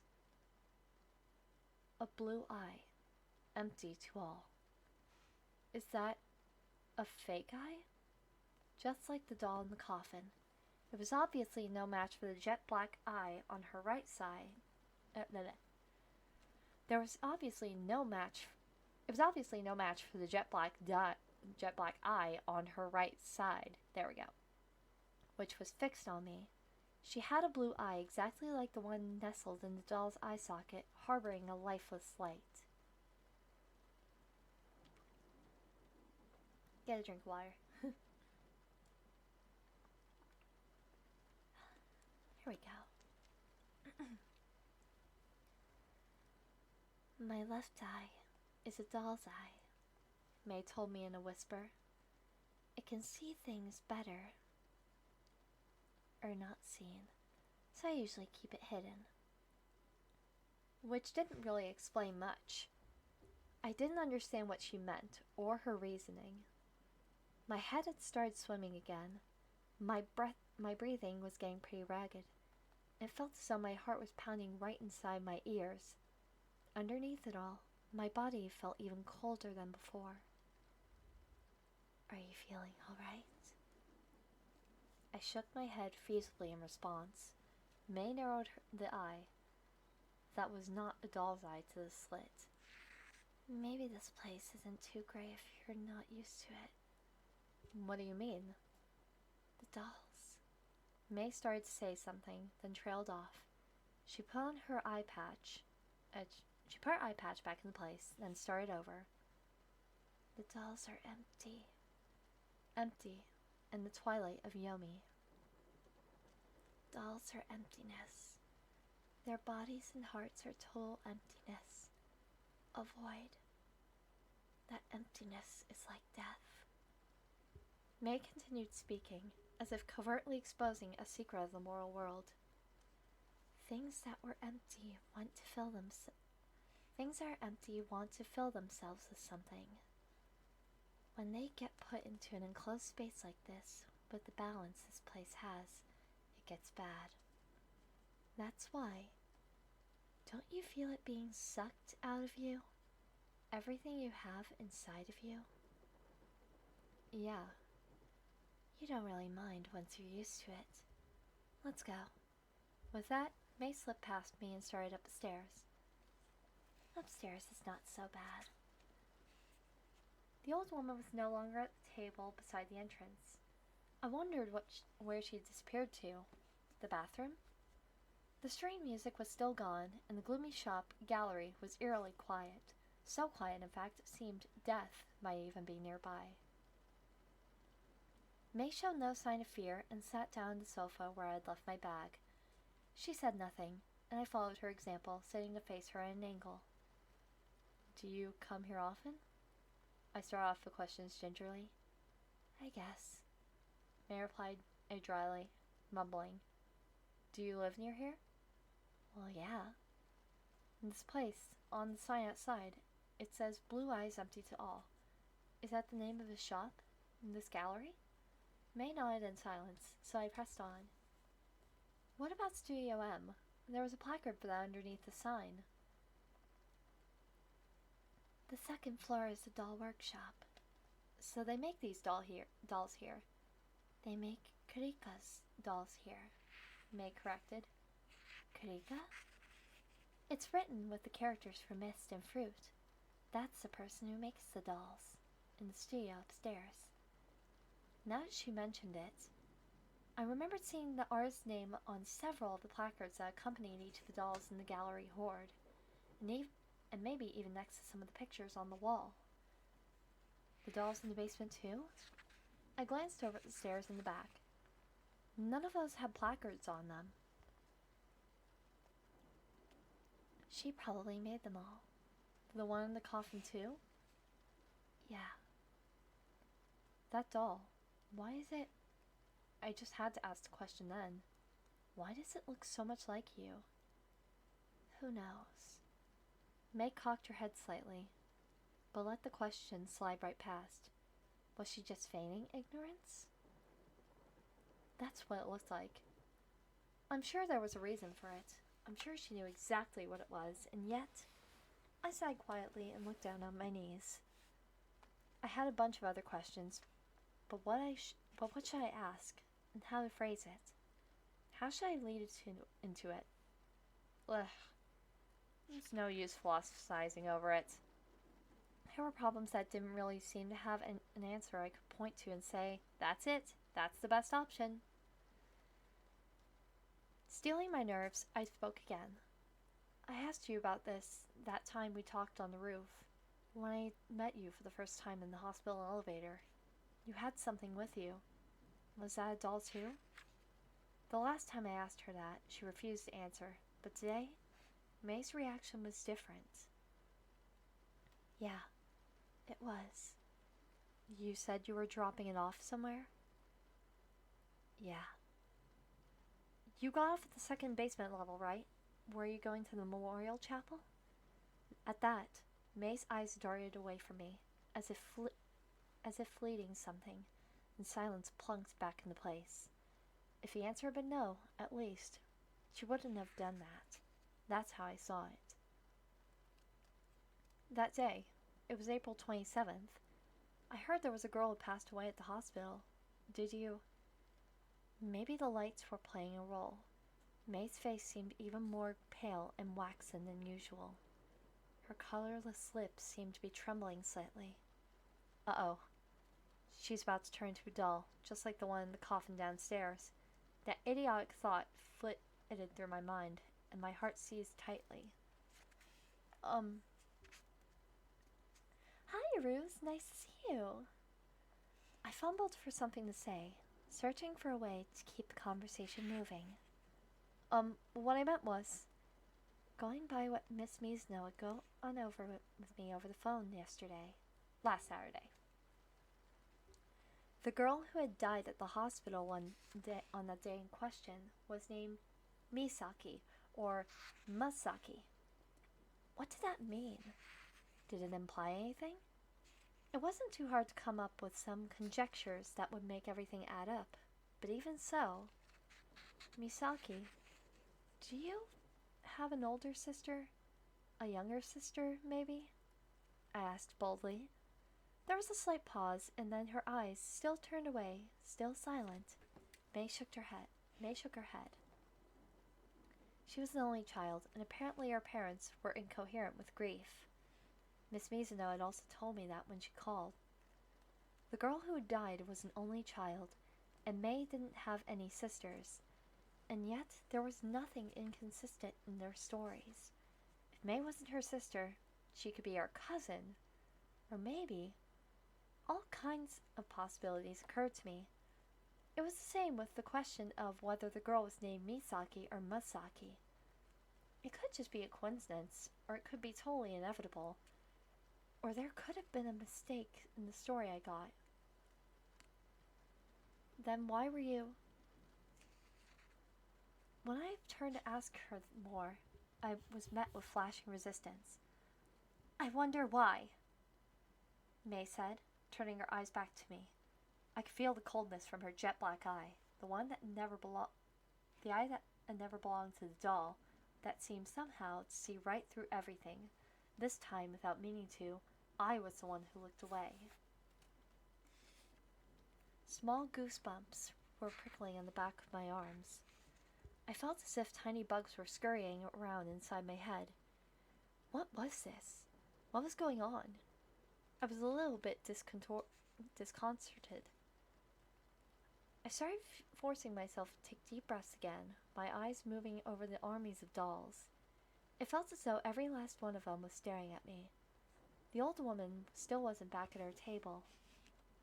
I suddenly recalled at this moment the conversation I had had with the old woman a few minutes earlier. It was only now that a certain phrase caught my attention. What she meant by that? God, I really was messed up. Just a little. No, totally messed up. After taking an extraordinarily deep breath, I turned my eyes back to May. For an instant, as she sat up on the sofa, the level of light made her entire figure seem to transform into the deepest of shadows. The sensation I had felt when I first saw her in the classrooms arose again in my mind. A shadow whose outlines were ill-defined, with only the faintest sense of reality. I'm sure you have a lot of other things you want to ask me, May said.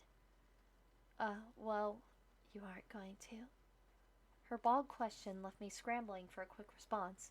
Her name tag, glinting on the front of her school uniform, now rested on the corner of my eye.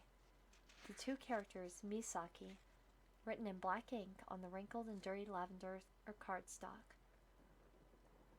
I squeezed my eyes tightly shut, then opened them, trying to somehow calm my emotions. Ever since I transferred here, there have been things that seem odd to me. And well, that's why I told you to be careful, didn't I? May let out a soft sigh as she ran her fingertips over the edge of her eye patch. I told you not to come near me. But maybe now it's too late. Too late?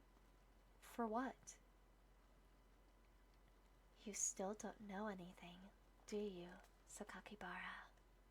She sighed again softly, then lifted her back from the support of the sofa. We have an old story. May began to recount the story, her tone of voice dropping somewhat. A story of long ago.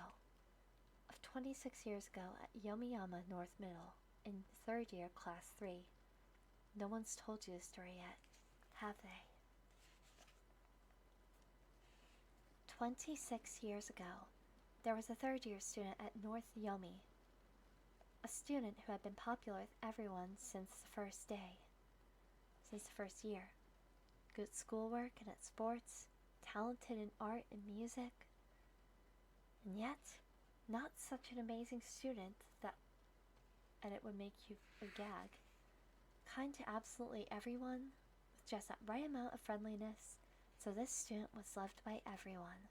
students and teachers alike. May told the story quietly, her gaze fixed on a single point in space. I listened in silence. As it happened, this kid changed classes when starting third year and joined class 3. When first semester started, right after turning 15, this student suddenly died. There's a story that this student and their family were in a plane crash, but there are all kinds of other versions too.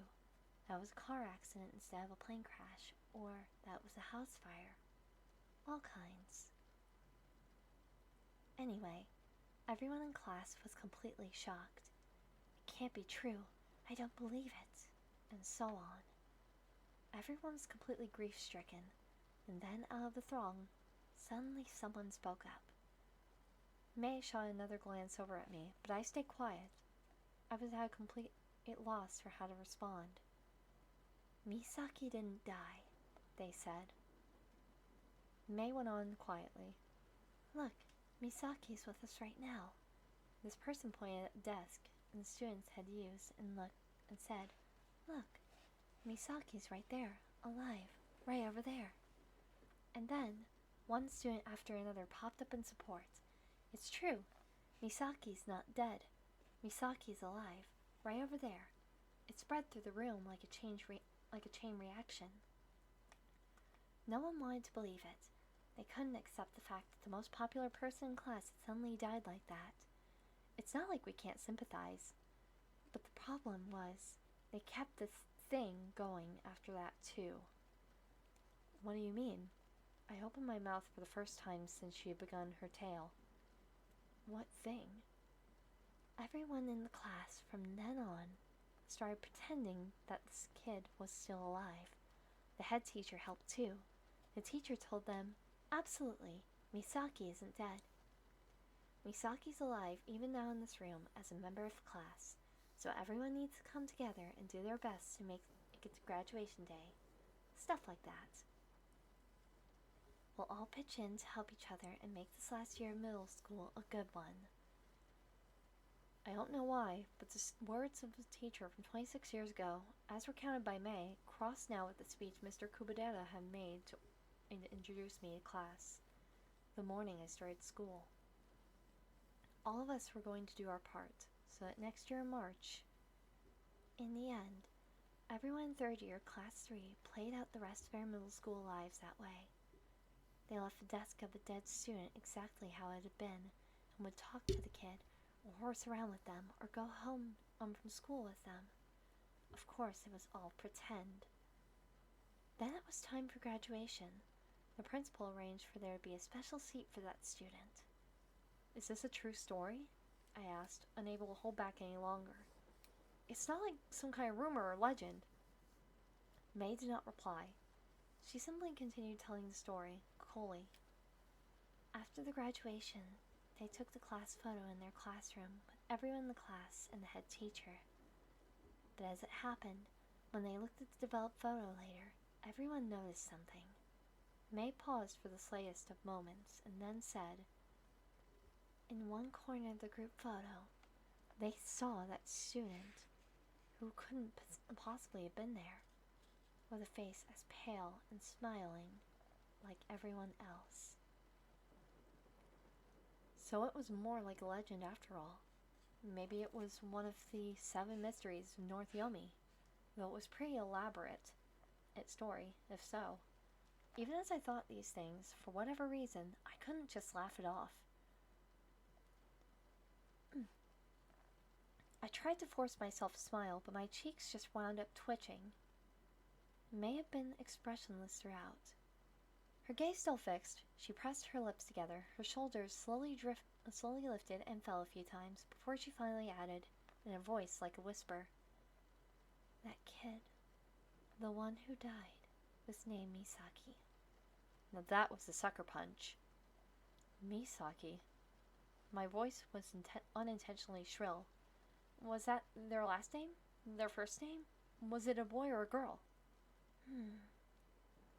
Did she not know? Or she knew but wasn't going to tell me. Her lack of expression as she inclined in her head slightly to one side told me nothing. Apparently, there are some versions where the name is Masaki, but they are the minority, so I think it was really Misaki. 26 years ago. Did she not know? Wait. Deep inside, I mulled over what May had just told me.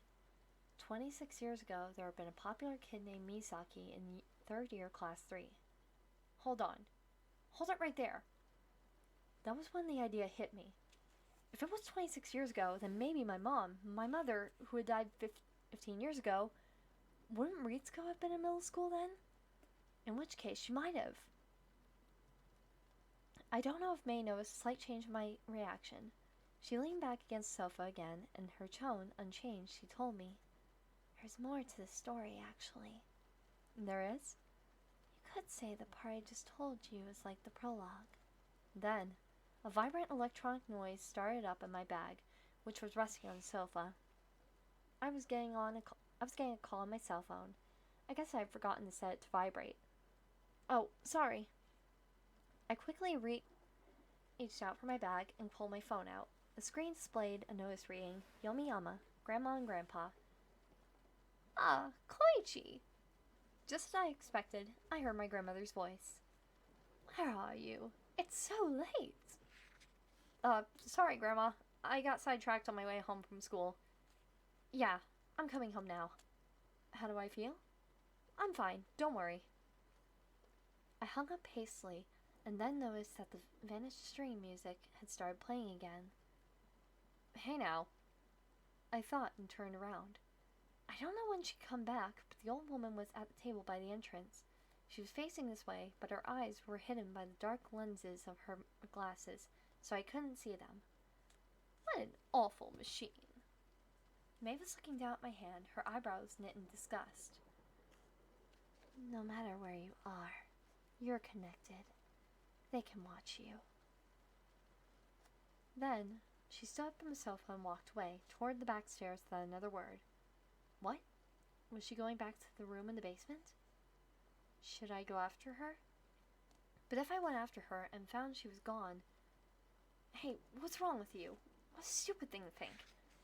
That couldn't happen. Obviously it couldn't. So... But no. As I hesitated, the old woman spoke in a thick voice. I'm closing up soon. You gone home for today. Let me get one more drink and then we'll take on one more chapter for the night.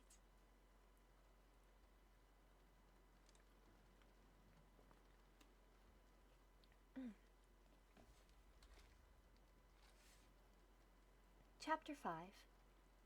May 4.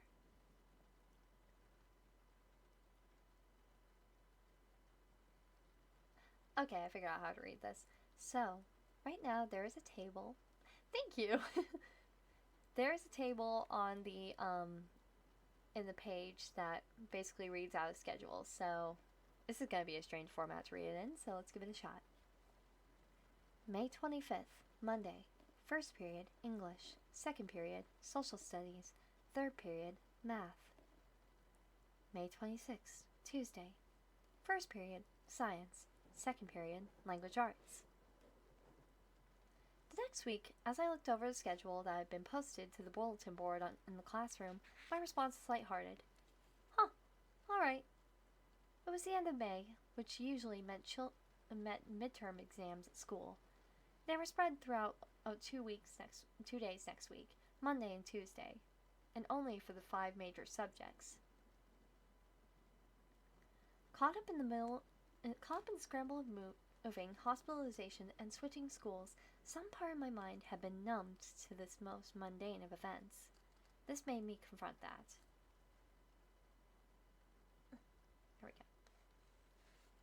About 2 weeks had passed since I started school here, and my initial nervousness had eased considerably. But I still hadn't completely adjusted to the new group which I now belonged. There were a few people I could chat or joke around with, and the pace, or I guess the rhythm of the school, had slowly soaked in. Although they were hugely different from my old one. At this rate, I felt as though I could probably make it to March next year without too much hassle. But then, in the midst of it all, still, there was something that nagged at me. The alienness that surrounded the existence of Mei Misaki, that resisted all attempts to unambiguously grasp its nature, like a single, relentlessly, ooh, excuse me, like a single, relentlessly echoing and discordant note in the peaceful, inoffensive melody that was daily life at school. When midterms are over, it'll be a straight week of guidance counseling, Teshigawara moaned, and ground his hands in his bleached hair. The whole time I'm gonna have to talk to the teachers all seriously about it, too. It's gonna be total misery. One moment, guys. Let me see how much this chapter is. Oh, that's actually not bad. Oh, and there's also an interlude, so that's like a really good place to stop then. That's perfect. Okay. Let's continue. You'll be fine, Kazumi, who was with him, flippantly replied. Over 95% of people who get into high school nowadays.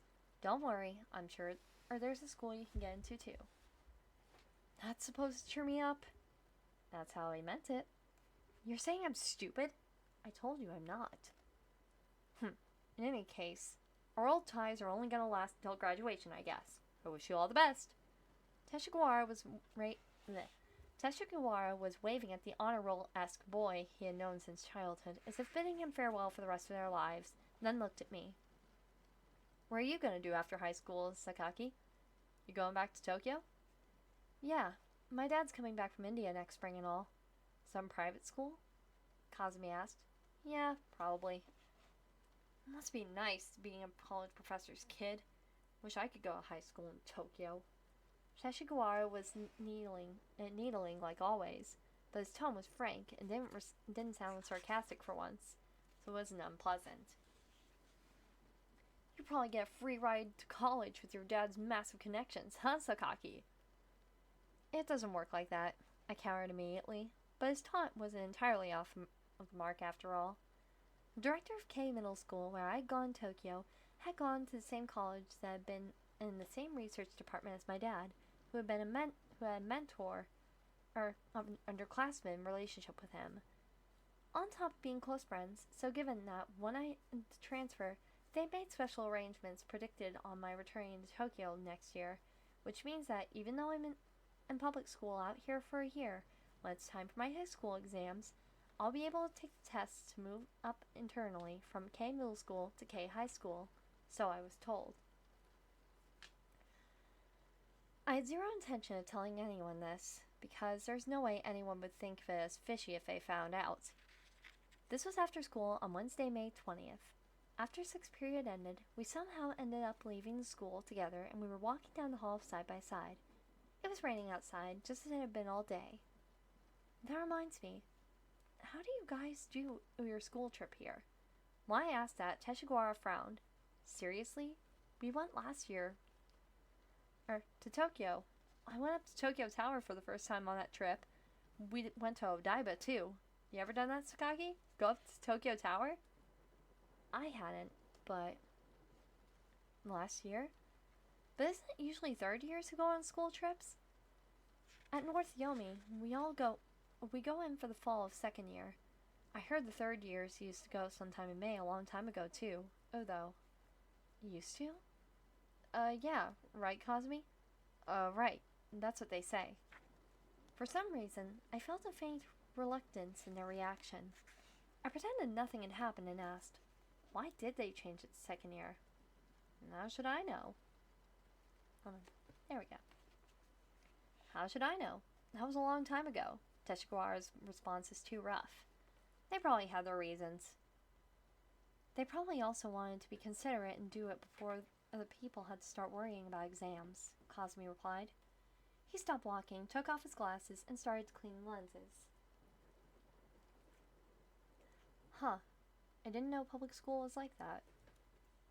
I stopped walking when Kazumi did, and went over to the window in the hall. We were on the third floor. The rain was falling in a sprinkle now. You couldn't even see it unless you squinted. More than half the students walking through the schoolyard weren't using umbrellas. I don't hate the rain. I was reminded of what May had said, whatever day that was. My favorite is the cold rain in the middle of winter. the moment it changes to snow. I hadn't seen her yesterday or today. She'd been here on Monday, but I hadn't been able to find a chance to really talk to her. Maybe because I was strangely overthinking how we run into each other in the doll gallery in Misaki last week. Thinking about every last word she'd said that day, every little movement she made, every single element of her behavior. And when she told me that the story of the Misaki 26 years ago was kind of like a prologue, that had really stuck with me. I was pretty much convinced this was another one of the 7 mysteries, but still, there's more. What was the ghost story that came after that? Speaking of which, the week before last, didn't Teshigawara mention something about the curse of Class 3 after art class? Hey, I tried to maintain a casual air as I broached the subject. Do you guys know the story of the 3rd year Class 3 from 26 years ago? That same instant, Kazumi and Teshigawara both reacted with bold shock. For a second, their faces seemed to go white. Come on, Sakaki. I thought you didn't believe in stories like that. Who told you all that? After a moment's thought, I decided not to bring up May's name. I just heard a rumor. When I told them that, Kazumi pressed in on me, his face serious. How much did you hear? What? Just the intro, I guess. Their hypersensitive reactions had been way more than I had expected, and I faltered. I heard there was a popular student in 3rd year Class 3 26 years ago, and that they died suddenly. That's about it. So just the 1st year then, Kazumi murmured, looking over at Teshigawara. Teshigawara pursed his lips, conflicted. What's going on? You 3 look so serious. A voice interrupted. It was Miss Mikami, who happened to be passing by just then. Yukari Sakuragi was tagging along beside her, I guess getting her advice on something. Well, you know. Talking to Miss Mikami face-to-face in a situation like this was something I was still not used to. I was terrible at it. As I fumbled for a response, Kazumi took a step towards the teacher, as if to silence me. Then he theatrically lowered his voice and told her, Sakakibara says he heard a rumor about the year when it started. I see. Miss Mikami nodded slowly, then tilted her head over to one side. Her reaction, too, seemed somehow odd for the situation. As for Sakuragi, she clearly hadn't controlled her shock when she heard that either, just like Kazumi and Teshigawara. That's a difficult issue, she said, without so much as a glance in my direction. A deeply thoughtful look was etched on her face, the first as like it I had ever seen on her. Her voice smothered, discernible only in snatches. Miss Mikami murmured, Not sure, but as little as you can. Now we really... Okay, let's keep an eye on. Do you remember 26 years ago, Grandma? I asked her immediately upon getting home from school that day. She was with my grandfather, the 2 sitting together in wicker chairs on the porch. They were gazing at the garden after a long rain. She didn't have time to finish saying welcome home before she was blinking at the question her grandchild had tossed at her. That was quite a while ago. 26 years ago, you said? Yeah. My mom... Oh, excuse me. My mom was around my age. I think she was in her 3rd year at North Yomi. Gonna get a small drink real fast.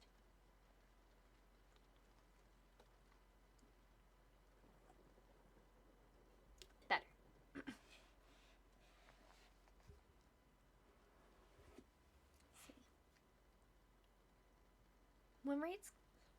When Ritsuko was in her 3rd year of middle school, my grandmother rested a head against her head.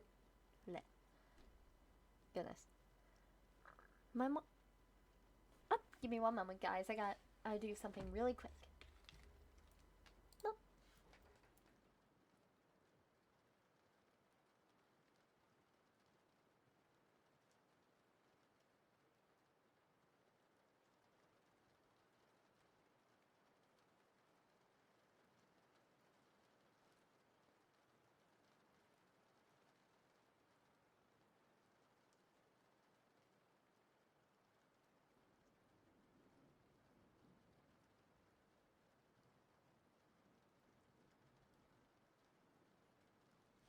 There we go.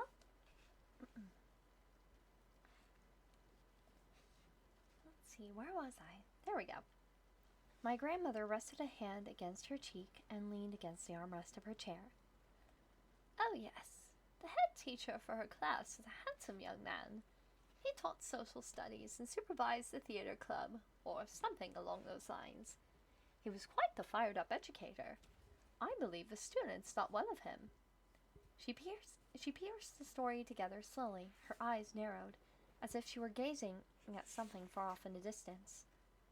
Beside her, my grandfather nodded with his head mechanically.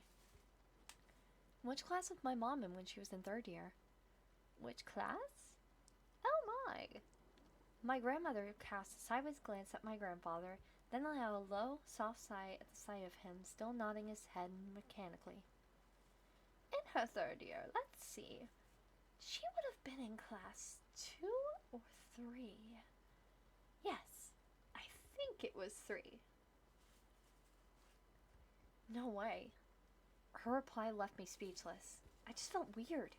It wasn't acceptance, it wasn't surprise either, and it wasn't as extreme as fear. But I felt as if I had suddenly spied a huge black pit, with no bottom be seen, right where I had been in about to step. 3rd year class 3? Class 3? You're sure? When you say that, I don't feel so sure anymore. My grandfather was bobbing his head in time with my grandmother's voice.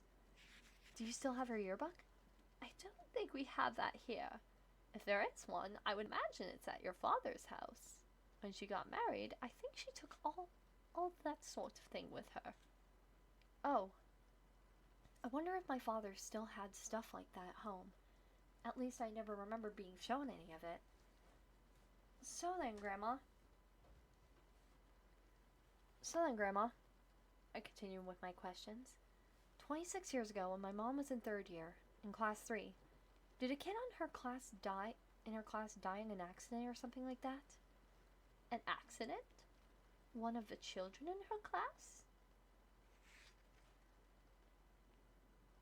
My grandmother looked over to check on my grandfather once again, and then her eyes sought refuge in the garden. Finally, she let out a soft sigh. I seem to recall that there was, now that you mention it. She answered it as if to herself, half in reflection. I can't remember what sort of accident it was, though. What a good child. It was terrible when it happened. What was the kid's name? I was more aggressive than I meant to be. Was it Misaki? I really don't know.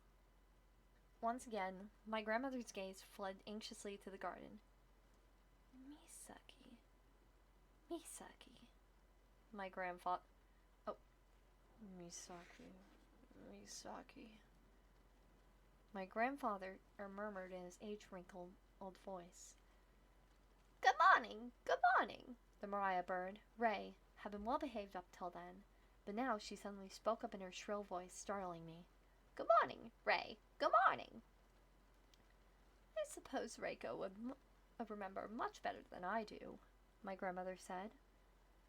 But Reiko was only 3 or 4 years old back then, wasn't she? She must have been, considering the age difference between the two sisters. Then my grandmother's expression abruptly shifted. Oh my goodness, I still have the IBS sticker for this. Oh my goodness. You know how some books come with the IBS sticker? Mind you, I've had this book for at least, oh god, I've had this since high school, so I'd say 7 years? Oh my god. It's lasted this long, wow. Huh, interesting. Anyways, so... Then my grandmother's expression abruptly shifted into a confident cast and she nodded deeply to herself. Yes, Ritsuko is taking her high school entrance exams. I was still looking after Reiko. That was a tough year.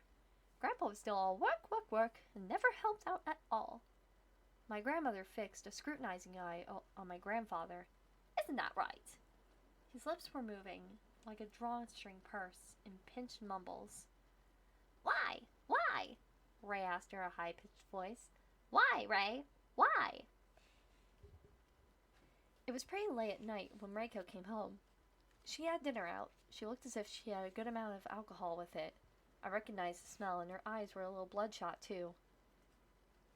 You think you're going to ace the midterms next week? After collapsing onto the sofa in the living room, she seemed to have noticed that I was in the room with her, and so turned the sudden question to me. She sounded as if she were slurring her words ever so slightly. She wasn't all the way to drunk, but this was the first time I'd seen Reiko this bad. No way. My confusion brought out an honest answer. I'm still studying for them, as much as I have to. Well, excuse me. She chortled softly, then drained the glass of cool water my grandmother had brought her. As I watched her, all at once, I picture how my dead mother must have had alcohol and gotten drunk like this long ago, too. The thought sent a rush through my heart, and in the same moment, I felt my chest squeezing tighter. Today totally wiped me out. Reiko stretched out grandiosely from her seat on the couch. She turned her eyes almost wistful to me. It's tough being an adult. All these people wanting to spend time with you, holding you back, and then... How are you doing, Reiko? My grandmother walked over, her head cocked, looking worried. You don't usually get like this.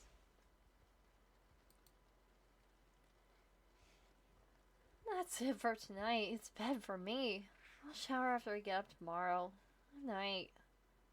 Reiko was getting unsteadily to her feet, but I screwed up my courage and called out to stop her. I needed to find out what had happened 26 years ago, as soon as I could. You know the story, don't you, Reiko? What happened 26 years ago? She had just lifted herself from the sofa, but now fell heavily back onto it. Yeah, they've told that story forever. Isn't it one of the 7 mysteries? This is on a different level. Did you find out about it after you started middle school too, Reiko? Yeah, not for a particular person though, just from rumors. When my mom was in her 3rd year of middle school, she was in the class 3 from the story. Did you know about that? After... Reiko brushed her bangs away from her face and slowly leaned back to stare at the ceiling. Ritsuko told me about it later, but... What's the rest of the story? Riding my momentum, I peppered her questions, hoping. But that made Reiko's face harden and she quickly buttoned up. A long moment later, she said, I don't know that, Koichi. Her voice was several pitches lower. You do know, Ritsuko. She said nothing. Reiko, come. People have added a lot of embellishments to that story. I heard a sigh and turned around to find my grandmother sitting at the dining room table, her hands covering her face. It was a pose that suggested she had been struggling not to see or hear our conversation. Maybe it'd be best if you don't think about it for now, Reiko said at last. She stood up, stretched her back, then looked straight at me. She had gone back to her usual relaxed tone that I know so well. There's a time for finding out about some things, and maybe once you miss your chance, sometimes you're better off not knowing. At least, until the next chance comes along. The next day, Thursday, I didn't see Mei Misaki all day. Exams were coming up soon. Was she alright? I didn't know how good Mei was at school or how her grades were. In fact, I had never once seen her get called on in class to read from a book or solve a problem, but more importantly, if she kept being out all the time, her attendance might not be good enough to graduate. Though I had a feeling that if I expressed that concern to her, she would probably snap back. Is that your business? I considered trying to get in touch with her, but then I realized that I still haven't received a class list or anything like that since transferring here. So there was no way for me to find out her phone number or where she lived, though I had to admit, that would be easy enough to discover if I really wanted to. She probably lived near that doll gallery. And she probably went over there occasionally to look at the dolls, like she did that day. Yes, I was convinced of it. What were her parents like, I wondered? Did she have a close friend somewhere? How did her left eye, the one she kept behind the eye patch, get that way? Maybe she just wasn't that sturdy physically? There were reasons to think so. That could be why she was always sitting out in gym class and why she was out of school and such. Maybe, so on, so on. I continued to rack my brain, but I was the only one in the class doing it. I never saw anything to suggest otherwise, although I suppose nothing was going to come from my ruminations right now anyway. In the midst of all this, after lunch, when we were heading to Building 0, where the art studio was for 5th period art class, I casually turned and looked up at the roof of the school building and spotted her. It was almost exactly like that time I had sat out of gym class in the shade of the tree by the field on the first day of school 2 weeks ago, a figure standing alone right behind the iron railing that circled the roof.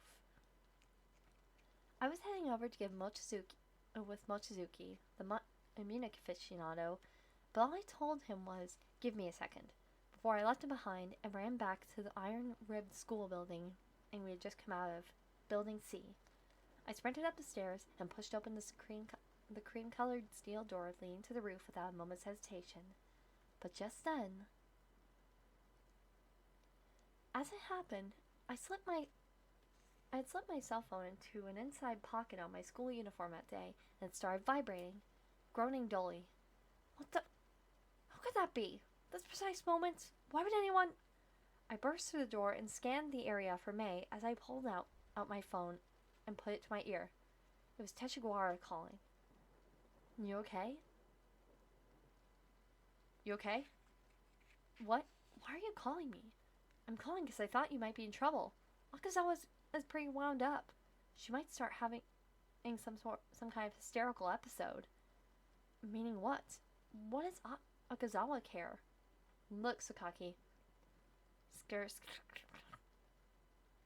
Hissing obscured his voice in the sandstorm of noise.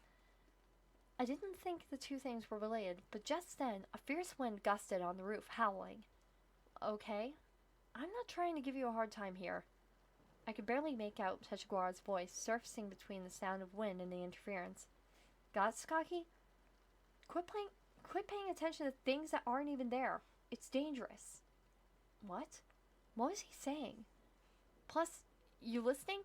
Hey, Sakaki! Yeah. That story you were talking about yesterday, from 26 years ago? Is that bothering you? I mean, I talked to someone about it after that. Once we get to June, I'll tell you about it. So, for the rest of this month, could you... Hiss. Crack. The interference got 10 times worse, and the call dropped with a bzzzt. What had that been about? I could hardly understand what was happening. I was more than a little irritated, so I put my phone off and shoved it back into my pocket so that he couldn't reach me even if he called back. My eyes swept every corner of the roof where the wind was still blustered fiercely, but there was no one there. The next day, May showed up at the classroom as usual. However, I wasn't able to say a single word to her. It wasn't that Teshigawara's call the day before had me worried. No, I don't think so. It was just that somehow, in her silence, she seemed to be denying me any contact. I hadn't said a word to Teshigawara either after that. There was so much I wanted to get out of him, and maybe he was avoiding the question. He never came near me. Seriously, what was going on here? Tomorrow was the 4th Saturday of the month, so there was no school again. I had an outpatient appointment at the municipal hospital, but there hadn't been any major changes to my condition, so I was considering canceling it and rescheduling for next week. I doubt my grandmother would nag much if I did. Midterms were starting first thing next week after all. The best thing to do was probably get some studying in. I kind of did think I'd ace the exam, but to be honest, I'm a pretty big chicken, or maybe just an enormously serious student. And so, fighting back the desire to check out the doll gallery in the town of Misaki again, I spent the weekend nights secluded at home and didn't go anywhere. And I got 2 calls on my cell phone. I'm gonna get a quick drink real fast.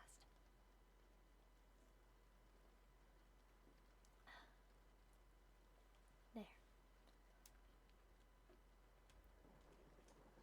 The first was from a faraway Hindu nation. Like last time, my father, Yosuke, kept exclaiming, "Sure is hot here." But basically, he was checking up on me. "Have you been alright since then?" When I told him about midterms coming up soon, he came back with, "Don't stress yourself off too much over them." Considering I was totally incapable of stressing over them, and though that advice made me wonder whether this man understood his son's personality at all. The next person who called me caught me a little by surprise. It was Miss Mizuno from the hospital. There we go. Staying healthy? Since that was the first thing she said, I knew who it was right away. At the same time, I felt nervousness hit me. Since... You remember that thing from before? I guess it was 2 weeks ago now. About that girl? The one who passed away at the end of April in the inpatient ward? Yeah, of course. I kept thinking about her after we talked, and I checked into something. When I did, I found out her name really was Misaki, not Masaki. Was Misaki her last name? Or, no, it was her first name. So it wasn't the same as Misaki, which meant that... How did she write it? With the character of future for me and flowers blooming for Saki. Misaki. Her last name was Fujioka. Misaki Fujioka, huh? I couldn't help brooding over it. What made Misaki Fujioka half of my body to make Misaki? What could it be? Why did you want to know about her? Miss Mizuno asked me. You did promise you'd tell me. Oh, about that. You don't have to write this second, but sometime. Okay. By the way, horror boy, what are you reading recently? And so she dropped to talk about the promises just like that. As I was responding, oh, my eyes fell to the book up right next to me. Volume 2 of the paperback version of Lovecraft, The Complete Works. Oh, I heard her say in her normal tone. How very refined of you. Aren't you about to start midterms in your middle school? You know, it's just for breaks in studying, I replied. But considering the amount of time I spent on each, the truth was exactly the opposite. I was studying a little bit during the breaks and reading the book. You're so responsible, horror boy, Miss Mizuno said, sounding amused. I wish my little brother would learn from your example. He doesn't care about reading at all, let alone horror. His head's only got room for basketball, which doesn't usually have anything to talk about. Even though we're brother and sister. You have a little brother? 2 of them. The basketball boy is in the exact same grade as you. Wow, I didn't know that. My older brother is the second year in high school. But he's another musclehead obsessed with exercise. I don't know if he's ever read anything that wasn't a comic book. Quite a problem, right? I guess. I had a feeling that a 15-year-old reading the Cthulhu mythology alone in his room on a weekend was more of a problem, but whatever, I guess. Actually, that made me realize something. Wasn't there a boy in my class named Mizuno? He was tall and really tan, had a sporty look. I never talked to him. But could he be Miss Mizuno's youngest brother? It was a small town. This kind of coincidence might not be so unusual. Miss Mizuno, did you go to North Yomiyama Middle School too? I posed the question to her, suddenly concerned. I was in South Middle, she replied. Hey, welcome to the chat. I was at South Middle, she replied. My house is right on the border between the 2 schools, so depending on what year it is, we go north or south. So my first brother and I went to South Middle, but my youngest brother is going to North Middle. I see. Then Miss Mizuno probably wouldn't know about the Misaki from 26 years ago. I felt somehow relieved, and the 2 of us went on with our frivolous conversation about our shared hobby. May 26th, Thursday. The second day of first semester midterm exams. Rain had been falling steadily since the night before, threatening the start of a rainy season. I thought it was pretty unusual for our school nowadays, and this was my first experience of it, but North Yomi didn't require any indoor-only shoes except for the gymnasium. Everyone kept their outside shoes on, even inside the school building, so on days like this when it rained, the floors in the hall and the classrooms became a mess of wet footprints. In second period, the proctor for the language arts exam, our last subject was Mr. Kubadera. He passed out the exam papers, then, with the directive, "All right, you may start." The room fell silent. The sound of mechanical pencils tracing over paper was enhanced by the occasional restrained cough or low sigh. I may have changed school, but the atmosphere during the test was apparently the same everywhere. After about 30 minutes had passed since the start of the test, a student got up from their desk and left the classroom. I reacted to the sound and to some impression they made, and reflexively I looked over towards the window. May wasn't there. Jeez, she finished early and left again? Huh. After a bit of internal debate, I put my answer sheet face down on my desk and got up from my chair. I started to leave the room silently when, "Finished already, Sakakibara?" Mr. Kubadera stopped me. I lowered my voice a shade. "Yes, and so I was going to... Don't you think you should have the rest of the time to check over your answers?" "No, that's okay." I was conscious of a low buzzing that had sprung up here and there in the room as I answered. "I'm confident in my answers. May I leave?" I looked over to the door May had so recently opened and shut. Mr. Kubadera was at a loss for a moment, but finally he lowered his gaze. "I suppose so. You may leave the room, but don't go home. Just wait quietly somewhere. We're having an unscheduled homeroom after this." The buzzing spread through the whole classroom. I could feel everyone's eyes flickering towards me with an uncomfortable degree. They were probably thinking I was a snob, and if they did, they did. There wasn't anything I could do about that then, but yet, I couldn't help cocking my head to one side and wondering why. We'd done exactly the same thing, so why had it turned out this way for me, but no one said anything to May? Wasn't that pretty odd? Now it really did seem as though something was... The second I came out of the classroom, I saw May standing beside a window in the hallway. The window was open, and a little bit of rain was blowing in.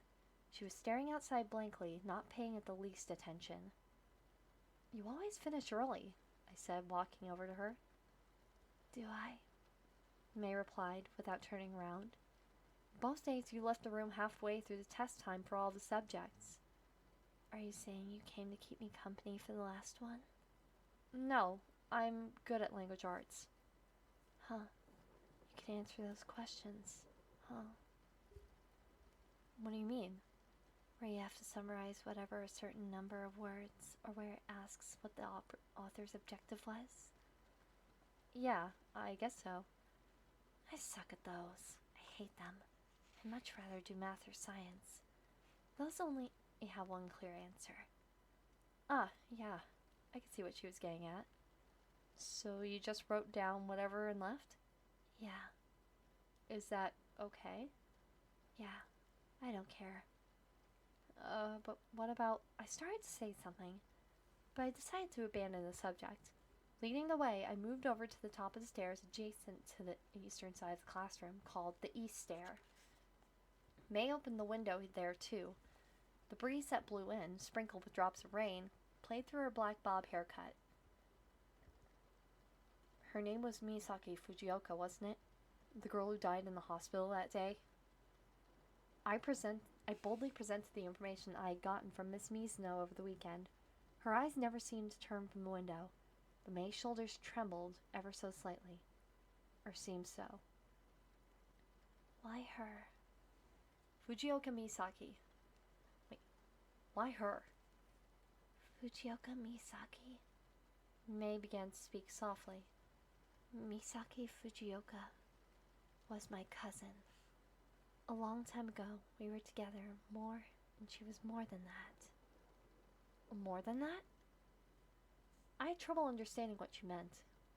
But was that why she was half of her body? "That story you told me 2 weeks ago." I changed subject yet again. "About the third year class 3 26 years ago. How does the rest of it go? The ghost story part. Did you try asking someone? She shot back, and I searched for some sort of response. May turned to face me and said, No one would tell you? No. Well, what can you do? That was all she said before clamming up again and turning back to the window. Even if I asked her for the story now, she probably wouldn't tell me anything. That was the feeling I got. Reiko's words were that there's a time for finding out about some things. Came back to me with a strange weight. Look, I said, then took a deep breath. Just as I had at the doll gallery, I walked up the stand beside May, who was standing next to the window. Look, I wanted to ask you this for a while now. It's been bugging me ever since I've transferred here. I thought I saw her shoulders tremble again. I pressed on. Why did I do that? Everyone in class, and even the teachers. It's like you're not... Without letting me finish my question, May replied in a murmur. Because I don't exist. God, Sakaki, quit paying attention to things that aren't there. That doesn't... I took another deep breath. It's dangerous. But that doesn't... To them, I'm invisible. You're the only one who sees me, Sakakibara. What will you do now? May turned her head slowly towards me. A shadow of a smile flashed in her right eye, the one obscured by the eye patch. Was it my imagination that made me see a tinge of loneliness there? No, that can't be true. If I closed my eyes then, and opened them, say 30 seconds later, would she have disappeared right in front of me? For a moment such thoughts had controlled me, and I hastily shifted my gaze away to the world beyond the window. It can't be true. That was when it happened. I heard the sound of someone bolting up the stairs. The footsteps were frantic, completely out of place even in this situation, with the entire school wrapped up in test-taking. Even as I wondered what was going on, I saw who it was. A figure wearing a navy blue sweatsuit. It was Mr. Miyamoto, one of the gym teachers. I was still staying out of gym class, but I knew the name of the head teacher and what he looked like at least. Mr. Miyamoto came towards us and opened his mouth to say something, but in the end ran up to Class 3's room without a word. Then he opened the door at the front of the classroom and called in. Mr. Kubadera, could you come over here? After a moment, the language arts teacher, who was in the middle of supervising the test, stuck his head out of the classroom. What's going on? His shoulders heaved with ragged breathing. The gym teacher said, Well, where May and I were, I could just barely hear what he said. We just got the news. And that was all I heard. He lowered his voice partway through. Mr. Kubadera's reaction when he heard Mr. Miyamoto's news, though, I could interpret clearly. As soon as he heard whatever it was, he was speechless, and his face stiffened. I see, he replied solemnly. Then went back into the room. Mr. Miyamoto looked up at the ceiling, his shoulders still heaving badly. Finally, the door Mr. Kubadera shut was flung open, and a student came flying out of the room. It was the class representative, Yukari Sakuragi. She had her bag in her right hand. She looked to be in a complete turmoil. She shared a few brief words with Mr. Miyamoto, who stood near the door. Then she grabbed an umbrella from the stand outside of the classroom. It was a beige stick umbrella. Then, her legs tangling, she started to run. At first, she headed towards the east stair, but then, who can say why, that impulse was checked and she seemed frozen in place. It seemed to happen the instant her eyes locked on us, standing by the windows in front of the staircase. The next moment, she had spun around on her heel and started running down the hall in the opposite direction. It looked as though her right leg, which she told me she twisted after a fall, still hadn't healed completely. Her run was awkward, trying to favor it. She ran off down the hallway that ran east to west and soon disappeared from my view. She had gone down the west stair, on the other side of the building. I wonder what that was about. I turned back to May. What are you... May didn't react in the slightest. She stood frozen, her face ashen. I moved away from the window towards the sweatsuit gym teacher and tried to ask him. Mr. Miyamoto, what's going on with Sakuragi? Uh-huh. Oh. Mr. Miyamoto looked at me with a grimace on his face, as if scowling at me. Her family was in an accident. We just got an urgent message for her to go to the hospital right away.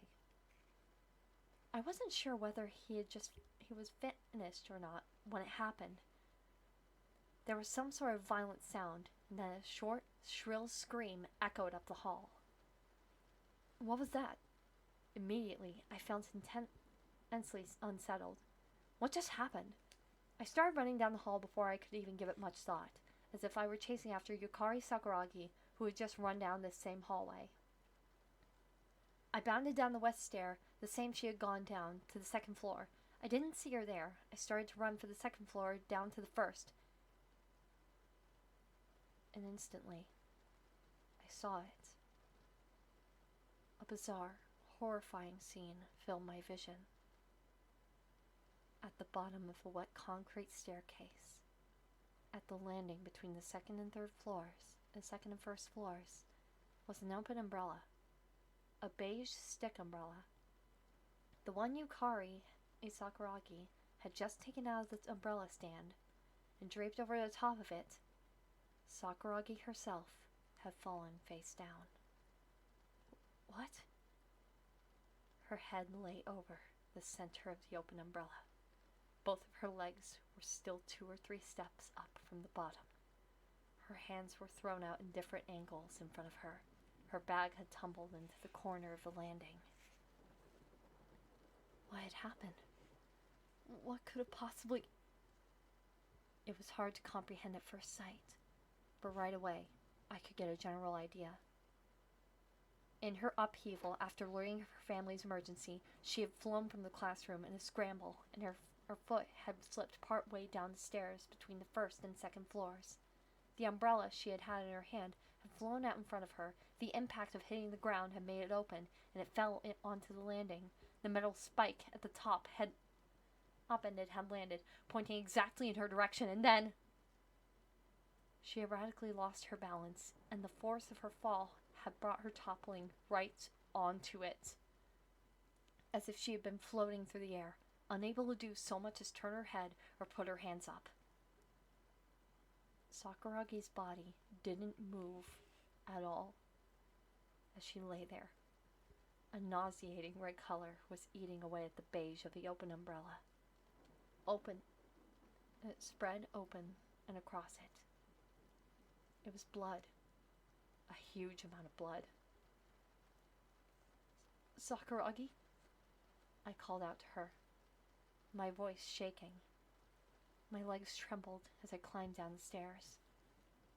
Making my way fearfully down to the landing, my eyes fell on a new horror. The tip of the umbrella had skewered Yukari Sakuragi's throat, crushing it, sinking all the way to the base. Profuse amounts of fresh blood gushed from the wound. How? I turned my eyes away, overwhelmed by the sight. How could this... I heard a sudden thump as Sakuragi's body rolled to one side. The shaft of the umbrella had through balance, born of an evil coincidence, so far supported her weight, now snapped. Hey! A loud voice came from overhead. What happened? Is everyone alright? It was Mr. Miyamoto. Behind him were other people, teachers who had come out of the nearby classrooms. It's bad. Call an ambulance! Mr. Miyamoto shouted as he dashed down the stairs. Call a nurse's office right now. This is awful. How could something like this... Hey, are you alright? I nodded. Yes. That's what I meant to say anyway. But all that came out of my mouth was a groan. A sharp pain laced through my chest. This terrible pain. I am sorry. Putting my hands to my chest, I fell against the wall. I don't feel so... I'll handle this. Go to the bathroom, Mr. Miyamoto ordered me. I guess he mistook this as me fighting back the urge to puke. I'd started tottering up the stairs when I saw May in the hallway on the second floor. She was standing behind the teachers, looking intently down at us. Her face was ashen to the point of death.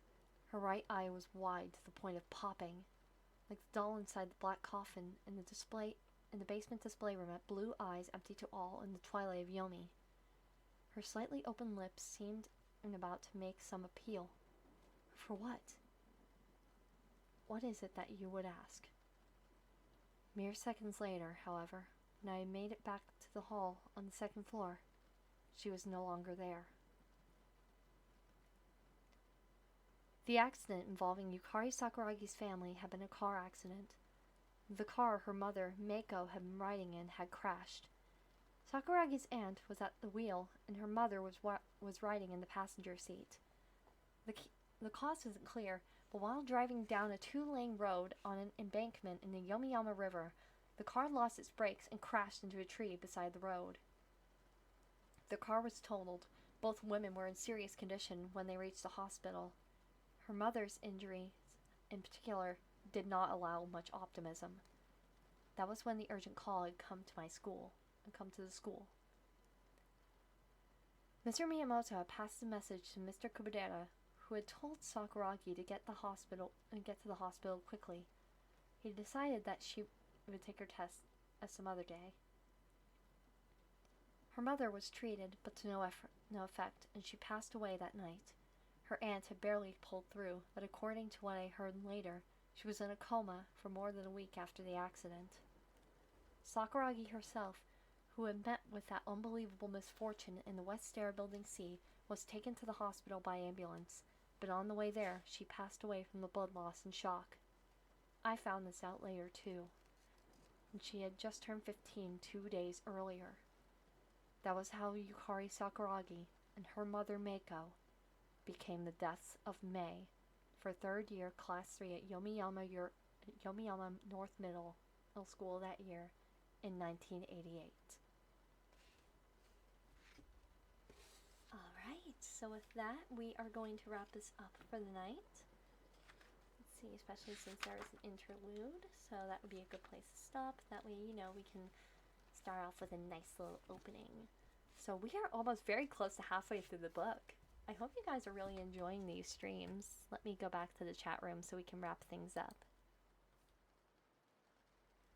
So, how did everybody like that? That was really fun. I really love that, and oh my god, it's been a while since I've read this light novel, and it's just really nice to reread it and experience everything again. It's just really nice. I love that. So, let me see, what to talk about to wrap up the stream, other than our schedule. Not much to talk about. I noticed that the stream quality has definitely improved since last time, thank goodness. It was a little rocky at the beginning. I noticed a lot of gray screening, and I was like, oh no, not again. But luckily, it corrected itself halfway through. So, thank goodness. So that is all set, and let me see, let me take a look. This week's coming streams, I just made the schedule up, right, it's on my Twitter, there we go. Okay, so, for this week, what we have in store for streaming, we have a very busy week. We have a really busy week ahead. And primarily because I have a lot of free time. So this week's going to be a little crazy when it comes to streams, especially considering they're all going to be it's going to be a lot of variety, so that's going to be interesting. Let me see. So, tomorrow on Monday at 2 in the afternoon, we will be doing some story quests as well as some 4.1 prep for Genshin. By the way, we will definitely chat about that more in depth tomorrow. How do we all feel about the announcement for 4.1 as well as the trailers and such? I'm personally really excited. I'm excited for the new exploration areas, but I'm most excited for the Archon quest because I'm genuinely interested in Fontaine, especially the story of Arcolino, and I noticed in the trailer that there is a very heavy story focus on Nouvellette and Ridesley finally got the pronunciation for the name. I'm not gonna lie, for Risley, I always thought it was going to be Wordsley or Wardsley or something weird like that. It was so weird. But no, it's Risley. But I digress. That's a conversation for tomorrow. So, there will be that tomorrow at 2 in the afternoon Eastern Standard Time, 3 a.m. JST, and 6 p.m. UTC. Excuse me. Then tomorrow we have, then on Tuesday we have Honkai Star Rail again. I've been meaning to find a time to pick it up again, but this week will definitely pose a really good opportunity to jump back into the story, especially now that it's starting to really pick up.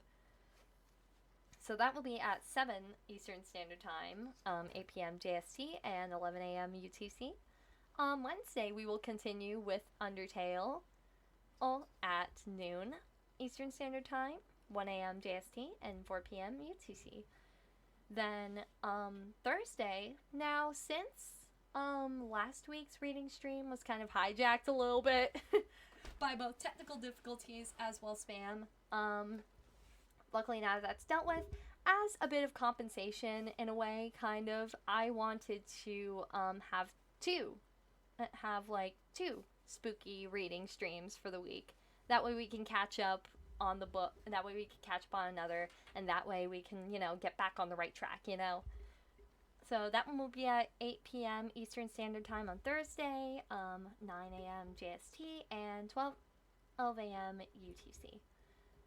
And let's see. So Friday and Saturday, those are going to be my recharge days. They're going to be dedicated to work at the academy and my recharge days.